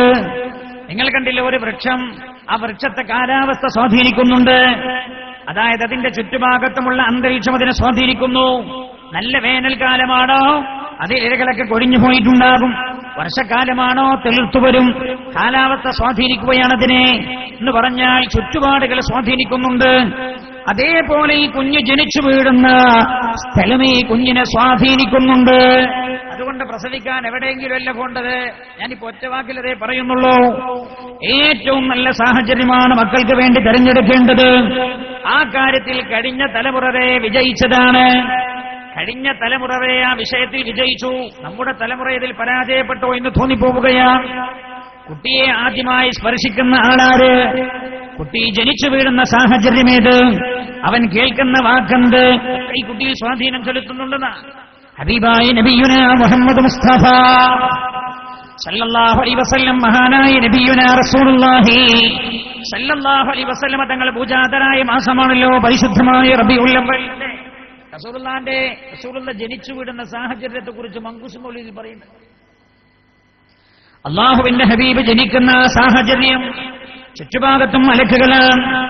ആമിന ബീവി റളിയല്ലാഹു അൻഹാ മലക്കുകളെ പക്ഷികളുടെ രൂപത്തിൽ ദർശിക്കുന്നു. ചുറ്റുഭാഗത്തും പക്ഷികളുടെ കളകളാ ശബ്ദം പോലെ അള്ളാഹുവിന്റെ മലക്കുകൾ ചുറ്റുഭാഗത്ത് നിൽക്കുന്നു. ആ റൂമിൽ എന്തെന്നില്ലാത്ത പ്രകാശം. അപ്പോഴാണ് മഹദി ഖദീജ ബി മഹദി ആമിന ബീവി റളിയല്ലാഹു അൻഹാ ഹബീബായ നബിയുനാ റസൂലുള്ളാഹി സല്ലല്ലാഹു അലൈഹി വസല്ലമ തങ്ങൾക്ക് ജന്മം നൽകുന്നത്. അല്ലാഹുവിന്റെ ഹബീബ് ജനിച്ചു വീഴുന്നത് ആ സമയത്താണ്. ആ സാഹചര്യം അങ്ങനെ വിവരിക്കുന്നുണ്ട്. അത് കുഞ്ഞുമക്കൾ ജനിക്കുന്ന സാഹചര്യം വളരെ പ്രധാനമാണ്, വളരെ പ്രധാന. ചിലതൊന്നും എനിക്ക് അങ്ങനെ ഓപ്പണായി പറയാൻ പറ്റാവുന്ന ഒരു സാഹചര്യത്തിലല്ല ഞാനുള്ളത്. അതുകൊണ്ട് ഞാൻ പറയാത്തത്. എന്റെ സഹോദരങ്ങൾ, ഒറ്റവാക്കിൽ ശ്രദ്ധിക്കണമെന്ന് ഓർമ്മപ്പെടുത്തുന്നു. അതുകൊണ്ട് ജനിക്കുന്ന സാഹചര്യം നന്നാവുക. ഒരു കുഞ്ഞു ഭൂമിയിലേക്ക് ജനിച്ചു വീണാൽ അവൻ ആദ്യം കേൾക്കുന്ന വാക്ക് അവനെ സ്വാധീനിക്കുന്നുണ്ട്. ഏതുപോലെ എന്നറിയോ? നമ്മൾ ഗൾഫിൽ നിന്ന് വാങ്ങിച്ചു കൊണ്ടുവന്ന ഒരു സോഫ്റ്റ്വെയറും ചെയ്തിട്ടില്ലാത്ത പ്യുവറായ കമ്പ്യൂട്ടർ പോലെയാണ്. അതിലേക്ക് നമ്മൾ ആദ്യം കടത്തിവിടുന്നത് എന്താണോ അതാണ് അതിനെ സ്വാധീനിക്കുക. പിന്നെ എത്ര മായ്ച്ചു കളഞ്ഞാലും അല്ലെ, എത്ര ഡിലീറ്റ് ചെയ്താലും അതിന്റെ അംശം അതിലുണ്ടാവുന്ന. പൂർണ്ണമായി ഡിലീറ്റ് ചെയ്യാൻ കഴിയില്ല. അങ്ങനല്ലേ താങ്കളെ? നിങ്ങൾ വാങ്ങിച്ചൊരു മൊബൈൽ ഫ്രഷാണ്, അതിലൊന്നുമില്ല. നിങ്ങളതിലേത് പുതിയ സോഫ്റ്റ്വെയർ ചെയ്തു, പിന്നെ നിങ്ങളത് മുഴുവൻ ഡിലീറ്റ് ചെയ്തു, ഫ്രഷാക്കി. എന്നാലത് ഫ്രഷാവില്ല എന്നാ. അത് അതിൽ നിന്ന് തിരിച്ചെടുക്കാൻ കഴിയും. ഏറ്റവും പുതിയ കണ്ടെത്തലാണത്. അതേപോലെ ഒരു കുഞ്ഞ് ആദ്യമായി കേട്ടതെന്താണോ അതാ കുഞ്ഞിന്റെ തെളിമയാർന്ന ഹൃദയത്തിൽ സ്വാധീനിക്കുന്നുണ്ട്. ആരാ പഠിപ്പിക്കുന്നത്? നബിയുനാ മുഹമ്മദ് മുസ്തഫ സല്ലല്ലാഹു അലൈഹി വസല്ലം. അതുകൊണ്ട് തന്നെ ഒരു കുഞ്ഞ് കേൾക്കുന്ന ആദ്യത്തെ വാക്ക് തന്നെ നന്നാവണം. അതുകൊണ്ടാണ് റസൂലുള്ളാഹി പറഞ്ഞത്, കുട്ടി ജനിച്ച പാടെ വേറെ എന്ത് കാര്യങ്ങൾ ചെയ്യുന്നതിന് മുമ്പ് ആദ്യമായ കുഞ്ഞിന്റെ വലതു ചെവിയിൽ ബാങ്ക് കൊടുക്കണം, ഇടതു ചെവിയിൽ ഇഖാമത്തും കൊടുക്കണം. അല്ലാഹു അക്ബർ, അല്ലാഹു അക്ബർ.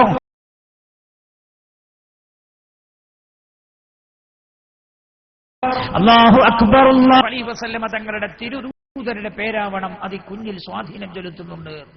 ഞാൻ പറയട്ടെ, പ്രസവിച്ചെല്ലാം കഴിഞ്ഞ് കുറെ നേരം കഴിഞ്ഞ് ബാങ്ക് കൊടുത്തോണ്ട് ഈ ഫലം കിട്ടൂല. ഹോസ്പിറ്റലിൽ പ്രസവമായതുകൊണ്ട് ഇത് ശ്രദ്ധിക്കാത്ത ഹോസ്പിറ്റലിന്റെ ആളുകളാണെങ്കിൽ അത്തരത്തിലുള്ള കുട്ടികളെയൊക്കെ ദുസ്വാധീനം, അവരുടെ ശരീരങ്ങളെ ദുഷിച്ച കാര്യങ്ങൾ സ്വാധീനിച്ചു കഴിഞ്ഞിട്ടുണ്ടാകും എന്ന് പുണ്യനബിയുടെ ഹദീസ് നമ്മെ പഠിപ്പിക്കുകയാണ്. അതുകൊണ്ട് ഞാൻ ഓർമ്മപ്പെടുത്താൻ നിങ്ങൾ ചെയ്യേണ്ടത്, ആരാണോ ഉള്ളത് ഈ കർമ്മം ആദ്യമായി ചെയ്യിപ്പിക്കാൻ ശ്രദ്ധിക്കണം. അത് കുട്ടിയിൽ സ്വാധീനം ചെലുത്തുന്നുണ്ട്. പുണ്യനബി പറഞ്ഞു സല്ലല്ലാഹു അലൈഹി വസല്ലം, ഏതൊരു കുഞ്ഞും ജനിച്ചു വീഴുമ്പോൾ പിശാച് അവനെ നോവിച്ചുകൊണ്ടിരിക്കുന്നുണ്ട്. ബാങ്ക് കൊടുക്കുമ്പോൾ പിശാച് ഓടിക്കളയുമെന്ന് നബിയുനാ മുഹമ്മദ് മുസ്തഫ. ഏത് പറയുന്നറിയോ? തെരഞ്ഞെടുപ്പ് നടക്കുന്ന സമയത്ത് വോട്ട് ചോദിക്കാൻ ചെല്ലുന്ന മാതിരിയാ. ഒരു കുട്ടി ഭൂമിക്ക് ജനിച്ചു വീഴുമ്പോ തന്നെ ഈ ആള് വോട്ട് ലിസ്റ്റ് എടുത്ത് ചെല്ലുന്നുണ്ട്. ആ കുട്ടീന്റെ അടുത്ത് പേര് മൂപ്പര ലിസ്റ്റിൽ ചേർക്കാൻ. പുണ്യനബി പറഞ്ഞത് സല്ലല്ലാഹു അലൈഹി വസല്ലം, നിങ്ങൾ ബാങ്ക് കൊടുക്കണം. ബാങ്ക് കൊടുത്താൽ അവന്റെ ശല്യം ഉണ്ടാവൂല. ഇത് വഴുകി പോകരുത്. നല്ലപോലെ ശ്രദ്ധിക്കണം, ഇത് വഴുകി പോകരുത്. വളരെ പ്രധാനമാണിത്. ബാങ്ക് ചെറിയ കാര്യമാണെന്ന് തോന്നരുത്. പുണ്യനബി എന്തൊക്കെ കാര്യം പഠിപ്പിച്ചിട്ടുണ്ടോ അത് പ്രധാനമാണത്. അത് കഴിഞ്ഞാൽ പിന്നെ നമ്മൾ ശ്രദ്ധിക്കേണ്ടത് 7ാമത്തെ ദിവസമാണ് ഹബീബായ നബിയുനാ റസൂലുള്ളാഹി സല്ലല്ലാഹു അലൈഹി വസല്ലം തങ്ങളുടെ മുടി കളഞ്ഞത്. അതേപോലെ 7ാമത്തെ ദിവസം മുടി കളയൽ സുന്നത്താണ്, ഹഖീഖത്ത് അറുക്കലും സുന്നത്താണ്. ഏതൊരു കുഞ്ഞും മർഹൂനൻ, ആ കുട്ടി പണയപ്പെടുത്തപ്പെട്ടിരിക്കുകയാണ്. ആ കുട്ടിയുടെ മേൽ അറക്കപ്പെടുന്ന ഹഖീഖത്തിനൊന്ന് നബിയുനാ റസൂലുള്ളാഹി. പണയപ്പെടുത്തുന്ന ഒരു സാധനം പണയം വെച്ചു എന്നാ, ഞാൻ എന്റെ ഒരു സാധനം മൂപ്പരെടുത്ത് പണയം വെച്ചു എന്നാ, മൂപ്പരെടുത്ത് ഞാൻ എന്തോ വാങ്ങിയിട്ടുണ്ട്, അത് തിരിച്ചു കൊടുക്കുമ്പോഴേ തിരിച്ചു കിട്ടുള്ളൂ എന്നാ. അതേപോലെ ഏതൊരു കുട്ടിയും പണയപ്പെടുത്തപ്പെട്ടിരിക്കുകയാണ്. ഹഖീഖത്ത് ഇറക്കണം. നമ്മുടെ നാട്ടിലൊക്കെ സ്വഭാവമുണ്ട്, ആദ്യത്തെ നടക്കും, പിന്നത്തേനൊന്നുമില്ല. ആദ്യത്തെ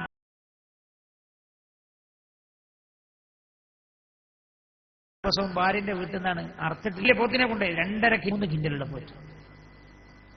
3 കിൻഡൽ ഇതിനെ നാട്ടുകാർ കാണാൻ ഒരു ഫലം ചെയ്യൂല, ഒരു ഫലവും ചെയ്യില്ല. 2 പോത്തിനെയാണ് അറുത്തത്. നാട്ടുകാർക്കിടയിൽ പേരുണ്ടാകും. നമ്മൾ ചെയ്യേണ്ടത് സുന്നത്താണതെല്ലാം മക്കൾക്കും ചെയ്യൽ സുന്നത്താണ്. ജനിക്കുന്ന എല്ലാ മക്കൾക്കും ചെയ്യണം. വാപ്പാക്ക് കഴിവുണ്ടെങ്കിൽ കഴിവുണ്ടെങ്കിൽ പിന്തിരിഞ്ഞു നിൽക്കാൻ പാടില്ല. വാപ്പാക്ക് കഴിവില്ല എങ്കിൽ പ്രായപൂർത്തിയായാൽ ഇവർക്ക് സാമ്പത്തികമായ കഴിവ് വന്നാൽ അവരവരുടെ പേരിലുള്ള ഹഖീഖത്ത് അറുക്കപ്പെട്ടില്ല എങ്കിൽ ആ ഹഖീഖത്ത് അറുക്കൽ സുന്നത്താണ്. ഹഖീഖത്ത് അത്രമേൽ പ്രധാനമാണ് എന്നർത്ഥം. അതുകൊണ്ട് അതും ശ്രദ്ധിക്കേണ്ടതാണ്. ഹബീബായ നബിയുനാ റസൂലുള്ളാഹി സല്ലല്ലാഹു അലൈഹി വസല്ലം തങ്ങൾ പറഞ്ഞ മറ്റൊരു കാര്യം പേര് നന്നാക്കണേ എന്നാണ്. പേര് നന്നാക്കണം. ചില ആളുകൾ ചോദിക്കാറുണ്ട്, പേരിൽ എന്തിരിക്കുന്നു? പേരിലെല്ലുണ്ട്. മഹാനായ നബിയുനാ റസൂലുള്ളാഹി സല്ലല്ലാഹു അലൈഹി വസല്ലം തങ്ങളോട് ഒരിക്കൽ സഹാബി വന്നുകൊണ്ട് പറഞ്ഞു, ഹബീബായ റസൂലുള്ള ചോദിച്ചു, എന്താ പേര്? അയാൾ പറഞ്ഞു, ഹസൻ. പുണ്യ നബി പറഞ്ഞു, നീ ദുഃഖമല്ല, നീ സന്തോഷമാണ്, നിന്റെ പേര് മാറ്റണം എന്ന് പറഞ്ഞപ്പോൾ ഇയാൾ പറഞ്ഞു, ഹബീബായ നബിയേ, എന്റെ ഉപ്പയിട്ട പേര് അങ്ങ് മാറ്റണ്ട യാ റസൂലല്ലാഹ് സല്ലല്ലാഹു അലൈഹി വസല്ലം. പുണ്യനബി ആ സ്വഹാബിയോട് പറഞ്ഞു, എന്നാൽ പിന്നെ നീ ജീവിതം മുഴുവൻ ദുഃഖം കടിച്ചിറക്കി കഴിഞ്ഞോളൂ. ഈ സ്വഹാബിയുടെ പിന്തലമുറക്കാരനായ ഈ സ്വഹാബിയുടെ ഒരു കുട്ടി പറയുകയാണ്, വാപ്പ അന്ന് റസൂലുള്ള പേര് മാറ്റാൻ പറഞ്ഞപ്പോൾ പേര് മാറ്റാൻ കൂട്ടാക്കിയില്ല. അതുകാരണം തന്നെ ഞങ്ങളുടെ പരമ്പരകൾ തന്നെ നിത്യേന ദുഃഖത്തിന്റെയും പ്രയാസങ്ങളുടെയും നടുക്കഴത്തിലാണെന്ന് ആ സ്വഹാബിയുടെ പിൻതലമുറയിൽ വന്ന ആൾ പറയുന്നതായി രേഖപ്പെടുത്തപ്പെടുന്നുണ്ട്. ഞാൻ പറയുന്നത് പേരിൽ പലതുണ്ട്. ചില ആൾക്കാർ മുഹമ്മദ്, ഇപ്പൊ ഒരു പുതിയ സ്വഭാവമുണ്ട്, മുഹമ്മദ് എന്നിടും പിന്നെന്തെങ്കിലും ഇടും, ഫാത്തിമ എന്നിടും പിന്നെന്തെങ്കിലും വിളിക്കാം. എന്താ ഫാത്തിമ തലക്കലുണ്ടല്ലോ, അതിന് ശേഷം എന്തായാലും അതുകൊണ്ട് പരിഹരിച്ചു പോകുന്ന അല്ല. വേറെ ചില ആളുകൾക്ക് പേരിടാന്ന് പറഞ്ഞാൽ തന്നെ കൺഫ്യൂഷനാണ്. കുട്ടികളുണ്ടായാൽ 7ാമത്തെ ദിവസം പിന്നെ പേര് ഉറപ്പായിട്ടില്ല, വലിയൊരു ഇഷ്ടമായിട്ട് ഉസ്താദന്മാരുടെ അടുത്ത് പോവാം. സാധാ ഇതിന്റെ അർത്ഥമൊക്കെ എന്താ? ഇവന് നെറ്റിൽ കണ്ടതാവും. നല്ല പേര് സുലഭമായവനറിയാം. അവൻ പ്രസവിച്ചു കഴിഞ്ഞ പാടെ പിന്നെ നെറ്റ് പരിതാവും, രാവും പകലുമില്ലാതെ എല്ലാ പേരും എഴുതിയെടുത്തിട്ട് ഉസ്താദന്മാരുടെ അടുത്ത് അർത്ഥത്തിൽ പോകും. ഞാൻ ഏറ്റവും കൂടുതൽ ഇഷ്ടം നോക്കി കുഴങ്ങിയത് പേരിന്റെ അർത്ഥം നോക്കിയിട്ടാണ്. അവിടെ പറയാൻ നിങ്ങളോട് പേരിന്റെ അർത്ഥം നോക്കിയിട്ട് എന്താ പേര്? അബ്ദുൽ ഹക്കീം ആയിക്കോട്ടെ, അതൊക്കെ പഴയ പേര്. ഉസ്താദ് ഞാൻ മുഹമ്മദ് ഇട്ടിട്ടുണ്ട്, ഞാൻ അതിന്റെ കൂടെ ഞാൻ എന്താണ് ചേർക്കേണ്ടത്? പെങ്ങളെ, ആകാശത്തിന് ചുവട്ടിൽ ഏറ്റവും നല്ല നാമമാണ് അള്ളാഹുവിന്റെ പേരിനോട് അബ്ദ് കൂട്ടിയിടുന്ന പേരുകൾ. എന്താ അമ്മ അങ്ങനെ ഇട്ടാൽ? എന്താ പെങ്ങളെ അങ്ങനെ ഇട്ടാൽ? അള്ളാഹുവിന്റെ ഹബീബിന്റെ പേരില്ലേ മുഹമ്മദ് എന്ന പേര് ആകാശത്ത് ചുവട്ടിൽ ഏറ്റവും നല്ല പേരുകളുടെ കൂട്ടത്തിലാണ്. ഹദീസിൽ ഇങ്ങനെ കാണാൻ കഴിയും, നിങ്ങൾ നിങ്ങളുടെ മക്കൾക്ക് മുഹമ്മദ് എന്ന് പേരിടണേ. മുഹമ്മദ് എന്ന് പേരിട്ട ആളുകളെ അള്ളാഹു മഹ്ശറിൽ പ്രത്യേകമായി വിളിച്ചു ചേർക്കുന്നതാണ്, എന്നിട്ട് അള്ളാഹു പ്രത്യേകമായി ആദരിക്കുന്നതാണെന്ന് ഹബീബായി നബിയുനാ റസൂലുള്ളാഹി സല്ലല്ലാഹു അലൈഹി വസല്ലം. ചില ആളുകൾ ചിന്തിക്കാതെ വിളിക്കലാണ്. വളരെ ദുരന്തപൂർണമായ അർത്ഥങ്ങൾ വരെ ഉണ്ടാകാറുണ്ട് പേരുകൾക്ക്. ശ്രദ്ധിക്കണം, അതും കുട്ടിയെ സ്വാധീനിക്കുന്നുണ്ട്. അങ്ങനെ തന്നെയല്ലോ. ഞാൻ ചോദിക്കട്ടെ, നിങ്ങൾ ഒരു വാപ്പൊരു മോനെ ബലാലേന്ന് 24 മണിക്കൂറും വിളിച്ചാൽ ഓന് തോന്നും ഞാൻ ബലാലാണ്, പിന്നെ ബലാൽ തന്നെ ആവുക. എന്നെ നിങ്ങളൊരു കുട്ടിയോട് പറഞ്ഞു നോക്ക്, ഓന് വലിയ ഉഷാറല്ലോ എന്ന് പറഞ്ഞാൽ ഓൻ അത്ര ഉഷാറില്ലെങ്കിൽ ഓനെ ഉഷാറാവും. ഇതെന്നെ വിളിക്കാം. പേരതാണ് എപ്പോഴും കേൾക്കാൻ നല്ലൊരു പേരവനെ വിളിക്കുന്നത്. ഹസൻ, നല്ലവനെ, നല്ലവനെ, നല്ലവനെ. ഇതാ എപ്പോഴും വിളിക്കുന്നത്, നാം നല്ലവനാവും. യാസാനി, വ്യഭിചാരി. ഒരു വാപ്പ വിളിക്കാം മോനെ, അറബി തിരിയാത്തോണ്ടല്ല അർത്ഥതാണ് യസാനി. യസാനി മാത്രമല്ല, ഒരു മാതാവും പിതാവും തങ്ങളുടെ കുട്ടികൾക്കെതിരെ ഉപയോഗിക്കുന്ന ശാപവാക്കുകൾക്കിടയിലും അല്ലാഹുവിന്റെ ഇടയിലും മറയില്ല എന്ന് നബിയുനാ റസൂലുള്ളാഹി സല്ലല്ലാഹു അലൈഹി വസല്ലം തങ്ങൾ പറഞ്ഞിട്ടുണ്ട്. അതുകൊണ്ട് പേര് ശ്രദ്ധിക്കണേ, പേര് ശ്രദ്ധിക്കണേ. അതേപോലെ പേര് ഇടാൻ നല്ല സാഹചര്യം തിരഞ്ഞെടുക്കുക നല്ലതാണ്. മമ്പറത്ത് മക്കാമ് കൊണ്ടുപോയിട്ട് പേരിടുക അല്ലേ? നല്ല സാഹചര്യമാണ്, നല്ല സാഹചര്യമാണ് അവിടെ. എന്താ കാരണം? ഒരു മഹാനാണ് അവിടെ കിടക്കുന്നത്. അവിടെ കിടക്കുന്നത് മഹാനാണെന്നുള്ള കാര്യത്തിൽ ആർക്കും സംശയമില്ലല്ലോ. അത് ജീവിച്ചിരിക്കുമ്പോൾ മഹാനീന്ന്, മരിച്ച പിന്നെ മഹാനല്ല. അതാരാ പറഞ്ഞത്? ജീവിച്ചിരിക്കുമ്പോൾ മാത്രമേ ഈ മഹത്വമുള്ളൂ, മരിച്ചാൽ മഹാത്മ്യമില്ലെന്ന്. നല്ല സാഹചര്യങ്ങൾ തിരഞ്ഞെടുക്കുക. ഹബീബായ റസൂലുള്ളാഹിക്ക് പേരിട്ട സാഹചര്യം ഏതാ? നല്ല ശ്രദ്ധിക്കണം. പഠിക്കാറുണ്ട് ഇവിടെ പഠിക്കാറുണ്ട്, നമ്മൾ ഏറെ പഠിക്കാറുണ്ട്. അല്ലാഹുവിന്റെ ഹബീബിനെ മഹദി അമീന ബീവി റളിയല്ലാഹു അൻഹ പ്രസവിച്ചപാടെ പിതാമഹൻ അബ്ദുൽ മുത്തലിബ് എടുത്തുകൊണ്ടുപോയി പരിശുദ്ധമായ കാബയിൽ കൊണ്ടുപോയി കാബാലയം തവാഫ് ചെയ്തു. എന്നിട്ട് അബ്ദുൽ മുത്തലിബ് എന്നെ പറയാണ്, ഞാൻ എന്താണ് എന്റെ കുഞ്ഞുമോന് പേര് വെക്കേണ്ടതെന്ന് ചിന്തിച്ചു. എന്റെ മനസ്സിൽ തോന്നലുണ്ടായി, മുഹമ്മദ് എന്ന് പേര് വെക്കാമെന്ന്. മുഹമ്മദ, അപ്പോൾ ഞാൻ അവന് മുഹമ്മദ് എന്ന് പേര് വെച്ചു. ആളുകൾ ചോദിച്ചു, എന്റെ അബ്ദുൽ മുത്തലിബേ, അങ്ങയുടെ പൂർവികന്മാരൊക്കെ നൽകാറുള്ള പേരിൽ നിന്ന് വ്യതിചലിച്ചത്? ആ സമയത്ത് അബ്ദുൽ മുത്തലിബ് പറഞ്ഞത്, അറത്തു അൻ യഹ്മിദഹു മൻ അലൽ ഗബറാ, എന്റെ ഈ പൊന്നുമോൻ സർവരാലും വാഴ്ത്തപ്പെടണമെന്ന് ഞാൻ ഉദ്ദേശിച്ചു, അതുകൊണ്ടാണ് ഞാൻ അങ്ങനെ പേര് വെച്ചത് എന്ന് അബ്ദുൽ മുത്തലിബ്. അല്ലാഹുവിന്റെ ഹബീബിനെ മാതാവ് പ്രസവിച്ചപാടെ പിതാമഹൻ എടുത്തുകൊണ്ടുപോയി കാബാലയം തവാഫ് ചെയ്തു. 90 കഴിയട്ടെ, എന്നിട്ട് കൊടൈക്കനാൽക്ക് ടൂറ് പോകുന്നല്ല വരണ്ടി. 40 കഴിയട്ടെ, നമുക്കൊരു യാത്ര പോകാമെന്നല്ല. നല്ല സാഹചര്യത്തിലാവുക നല്ലതാണ്. നല്ല സാഹചര്യത്തിൽ പേര് വിളിക്കുക നല്ലതാണ്. ഇതൊക്കെ ഖുറാഫാത്തായി തള്ളേണ്ടതില്ല. പരിശുദ്ധ പുണ്യനബിക്ക് പേര് വിളിച്ചത് കാബയുടെ ചുറ്റുഭാഗത്തുമെന്ന. നിങ്ങൾക്ക് കാബയിൽ പോയി പേര് വിളിക്കാൻ കഴിയുമോ? കുഴപ്പമില്ല, നല്ലതാണ്. മഹാനായ നബിയുനാ മുഹമ്മദ് മുസ്തഫ സല്ലല്ലാഹു അലൈഹി വസല്ലം മദീന മുനവ്വറയിൽ യഥേഷ്ടം സംഭവങ്ങൾ കാണാം. ഞാൻ എടുത്തു പറയുന്നില്ല. സയ്യിദുനാ അനസ് റളിയല്ലാഹു അൻഹുവിന്റെ അനുജനെ തന്നെ മാതാവ് പ്രസവിച്ചപ്പോൾ മാതാവ് തന്നെ പറയുന്നുണ്ട്, അനസ് റളിയല്ലാഹു അൻഹുവിനോട് റസൂലുള്ളാഹിന്റെ അടുത്തേക്ക് കൊണ്ടുപോകൂ, അല്ലാഹുവിന്റെ അടുക്കലേക്ക്, അല്ലാഹുവിന്റെ ഹബീബിന്റെ അടുത്തേക്ക് കൊണ്ടുപോകാൻ പറഞ്ഞു. മഹാനായ നബിയുനാ റസൂലുള്ളാഹി സല്ലല്ലാഹു അലൈഹി വസല്ലം തങ്ങളുടെ അടുത്തേക്ക് കൊണ്ടുപോയി.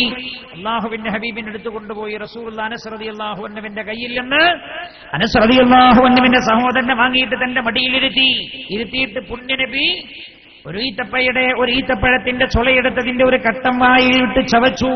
എന്നിട്ട് അനസ് റളിയല്ലാഹു അൻഹുവിന്റെ അനുജന്റെ വായിലേക്ക് വെച്ചു കൊടുത്തു. പ്രസവിക്കപ്പെട്ട പാടെ ആദ്യമായി കുഞ്ഞിന് മധുരം നൽകലും സുന്നത്താണ്. ആ മധുരം എന്താണ്? മധുരം അങ്ങനല്ലേ? ജയിച്ചാൽ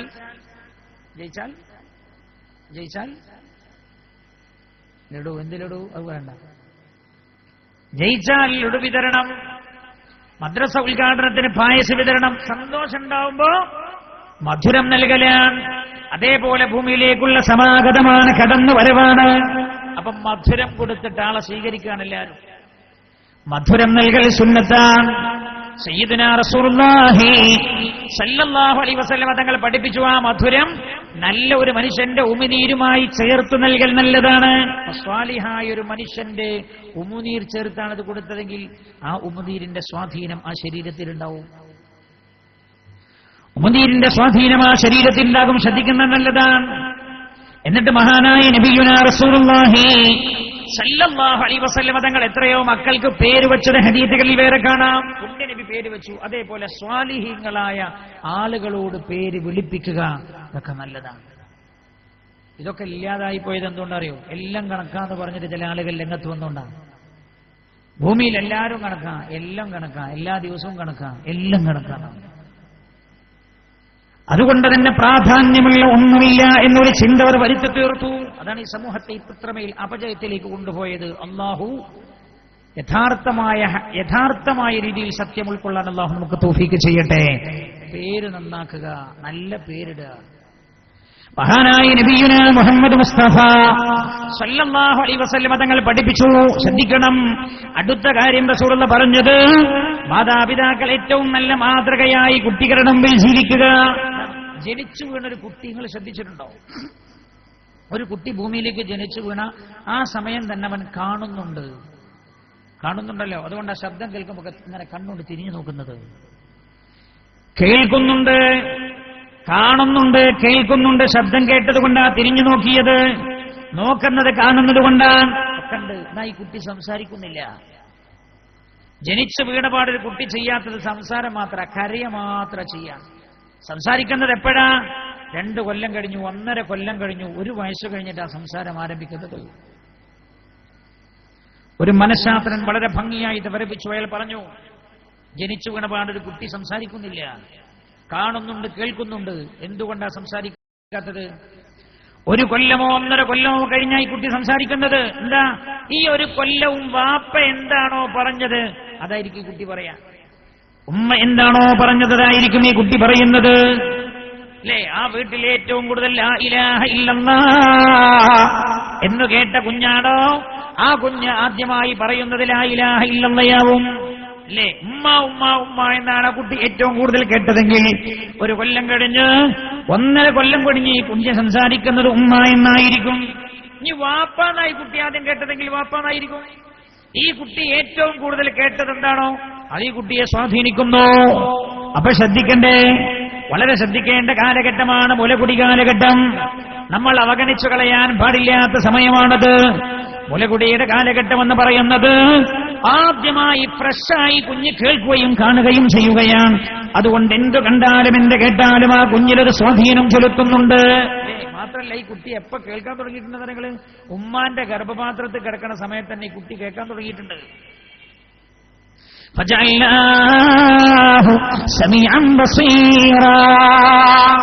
പരിശുദ്ധമായ ഖുർആൻ പറയുന്നുണ്ട്, ഉമ്മയുടെ ഗർഭപാത്രത്തിൽ വെച്ച് തന്നെ ഈ കുട്ടിക്ക് കേൾക്കാനുള്ള കഴിവുണ്ട്. 6 മാസം 4 മാസം പ്രായമാകുമ്പോഴേ തന്നെ ഈ കുട്ടിയിൽ ആ കഴിവ് വന്ന് തുടങ്ങുന്നുണ്ട്. അതുകൊണ്ടാണല്ലോ ചെറുപ്പത്തിലെ ഓനെ ഉമ്മന്റെ ഗർഭപാത്രത്തിൽ വെച്ച് കേട്ട് ശീലമുള്ളത് കൊണ്ടാണ് ഭൂമിയിലേക്ക് വരുമ്പോ ഏതൊരു കുട്ടിയെയും ജനിച്ചു വീണപാടെ കരയുന്ന കുട്ടിയെ മാതാക്കൾ എന്താ ചെയ്യാ? കയ്യിലിട്ടിട്ട് ഇങ്ങനെ ഒന്ന് കുലുക്കി കൊടുക്കും. എന്താ? അവന് പരിചയമുണ്ട്. ഉമ്മയുടെ ഗർഭപാത്രത്തിൽ വഴുവഴുത്ത വെള്ളത്തിൽ കിടന്നവൻ ചലിച്ചതാ. അവനിങ്ങനെ ചലിച്ചുകൊണ്ടിരുന്നു. അങ്ങനെ 1 സെക്കൻഡും മനുഷ്യൻ അടങ്ങി നിൽക്കൂല. ഈ 10 മാസവും ഇങ്ങനെ വഴുവഴുത്ത വെള്ളത്തിൽ ഇങ്ങനെ കിടന്നു നീന്തി കുളിക്കുകയാണ്. അതാണ് പ്രസവിച്ച് വീണപാടെ ഈ കുട്ടിയൊന്ന് എടുത്തിട്ട് ഇങ്ങനെ മെല്ലെ ഒന്ന് കുലുക്കി കൊടുക്കുമ്പോൾ ഈ കുട്ടി ഉറങ്ങാനുള്ള കാരണം. ഈ അനുഭവത്തിലാണ് അവൻ ഉമ്മയുടെ ഗർഭപാത്രത്തിൽ കിടന്നത്. അതുകൊണ്ടാണ് ജനിച്ചു വീണപാടെ അവനെങ്ങനെ കുലുക്കുന്ന സമയത്ത് അവൻ ഉറങ്ങിപ്പോണത്. നിങ്ങൾ ആലോചിക്കണേ, നല്ലപോലെ ശ്രദ്ധിക്കണേ. നിങ്ങളൊരാൾ സംസാരിക്കുന്ന സമയത്ത് നിങ്ങൾക്ക് പരിശോധിക്കാൻ പറ്റാവുന്ന ഒരു കാര്യം പറയാം. ഒരാൾ സംസാരിക്കുമ്പോൾ അയാളുടെ ശരീരത്തിന് പിൻഭാഗത്ത് നിങ്ങളുടെ ചെവി വെച്ച് അടച്ചു പിടിച്ചു നോക്കൂ. അയാളുടെ സംസാരത്തിന്റെ ആ ചലനം, അയാളുടെ നട്ടെല്ലിലൂടെ അതിന്റെ വൈബ്രേഷൻ നിങ്ങളുടെ ചെവിയിലെത്തുന്നത് നിങ്ങൾക്ക് കാണാം. അപ്പൊ ഈ പെണ്ണ് ഗർഭിണിയായിരിക്കുന്ന സമയത്ത് എന്തൊക്കെ സംസാരിക്കുന്നുണ്ടോ അതിന്റെ വൈബ്രേഷൻ ഗർഭപാത്രത്തിലുള്ള കുട്ടിയിലേക്ക് എത്തുന്നുണ്ട്. ആ പെണ്ണിന്റെ സ്വഭാവം ഈ കുട്ടിയിലേക്ക് സ്വാധീനം ചെലുത്തുന്നുണ്ട്. മുലകുടി കാലഘട്ടത്തിൽ മാത്രമല്ല, ഗർഭിണിയായിരിക്കുന്ന സമയത്തും. പണ്ട് തമാശയ്ക്ക് ഒരു കാര്യം പറയാറുണ്ട്. ഒരു തമാശയിലാ പറയാം, പക്ഷേ വലിയ കാര്യമുണ്ട് പഠിക്കാൻ. പണ്ടൊരു പോക്കറ്റ് അടിക്കാരനായ ഒരാളെ വിവാഹം കഴിക്കണമെന്ന് തോന്നി മൂപ്പർക്ക്. ഇയാളെ പണി പോക്കറ്റ് അടിക്കല. രാവിലെ കുളിച്ചു കഴിഞ്ഞ് ഡ്രസ്സൊക്കെ ഇട്ടിട്ട് മൂപ്പർ ഇങ്ങനെ പോയി ബസ് സ്റ്റാൻഡിലൊക്കെ ഇങ്ങനെ നടന്ന് സൗകര്യം കിട്ടുന്ന സ്ഥലത്ത് നിന്ന് മൂപ്പർ പോക്കറ്റ് അടിച്ചു പോലെ. എന്തായാലും ഒരു 10,000-ൽ കുറയാത്ത സംഖ്യ എല്ലാ ദിവസവും മൂപ്പർക്ക് കിട്ടാറുണ്ട്. പിന്നെ കുറെ വയസ്സൊക്കെ ആയപ്പോൾ തോന്നിയൊരു കല്യാണം കഴിച്ചാൽ തിരക്കടില്ല, പ്രായമായാൽ ആരും ഉണ്ടാവില്ലല്ലോ, ഒറ്റക്കാവില്ലേ എന്ന തോന്നൽ. അപ്പൊ ഇവനിങ്ങനെ അന്വേഷിച്ചപ്പോ ഇവൻ എന്നെ കുഫുർത്തത് കിട്ടണമല്ലോ. അന്വേഷിച്ച് അവസാനം ഇന്നൊരു സ്ഥലത്ത് വേറെ പോക്കറ്റ് അടിക്കുന്ന ഒരു പെണ്ണുണ്ട് എന്ന് കേട്ടു ഇയാൾ. അങ്ങനെ അന്വേഷിച്ചു. അവർ തമ്മിൽ വിവാഹം തീരുമാനിച്ചു. വിവാഹമെല്ലാം വളരെ മംഗളമായി കഴിഞ്ഞു. വിവാഹത്തിന്റെ ആ സമയത്ത് അവർ 2 ആഴ്ച ലീവ് എടുത്തു. രണ്ടാളും പോക്കറ്റ് അടിക്ക് ലീവ്. കല്യാണത്തിന് മുമ്പ് ഒരാഴ്ചയും കല്യാണത്തിന് ശേഷം ഒരാഴ്ചയും. അത് കഴിഞ്ഞ് പിന്നെ ഈ ഒരു പോക്കറ്റ് അടിക്കാൻ പോകും. എല്ലാ ദിവസവും ഭർത്താവ് ഒരു സ്ഥലത്ത് പോകും, ഭാര്യ വേറെ സ്ഥലത്ത് പോകും. അങ്ങനെ ഒരു കൊല്ലം കഴിഞ്ഞു. ഭാര്യ ഗർഭിണിയായി.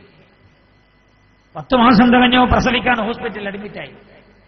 തമാശയിലാ പറയുന്നത്, പക്ഷെ ഇതിൽ കുറെ കാര്യമുണ്ട് പഠിക്കാൻ. തമാശയാണ്, പക്ഷെ എനിക്ക് തോന്നി വലിയൊരു സത്യം ഇതിൽ പറയുന്നുണ്ട് എന്നെനിക്ക് തോന്നി. ചില അനുഭവങ്ങൾ നമുക്ക് തന്നെ ജീവിതത്തിലുണ്ടാവും. ഇത് കഥയാണെങ്കിൽ. അങ്ങനെ പ്രസവിക്കാൻ വേണ്ടി ഹോസ്പിറ്റലിൽ അഡ്മിറ്റായി. പ്രസവ വാർഡിലേക്ക് പെണ്ണിനെ കയറ്റി. പ്രസവ വേദന വന്നു. പ്രസവമൊക്കെ കഴിഞ്ഞു. റാഹത്തായി വാർഡിലേക്ക് കൊണ്ടുവന്നാക്കി പെണ്ണിനെ. കുറച്ച് കഴിഞ്ഞപ്പോ പ്രസവ റൂമിൽ ഭയങ്കര ബഹളം. ഒരു നേഴ്സിന്റെ മാല കാണാനില്ല. ഭയങ്കര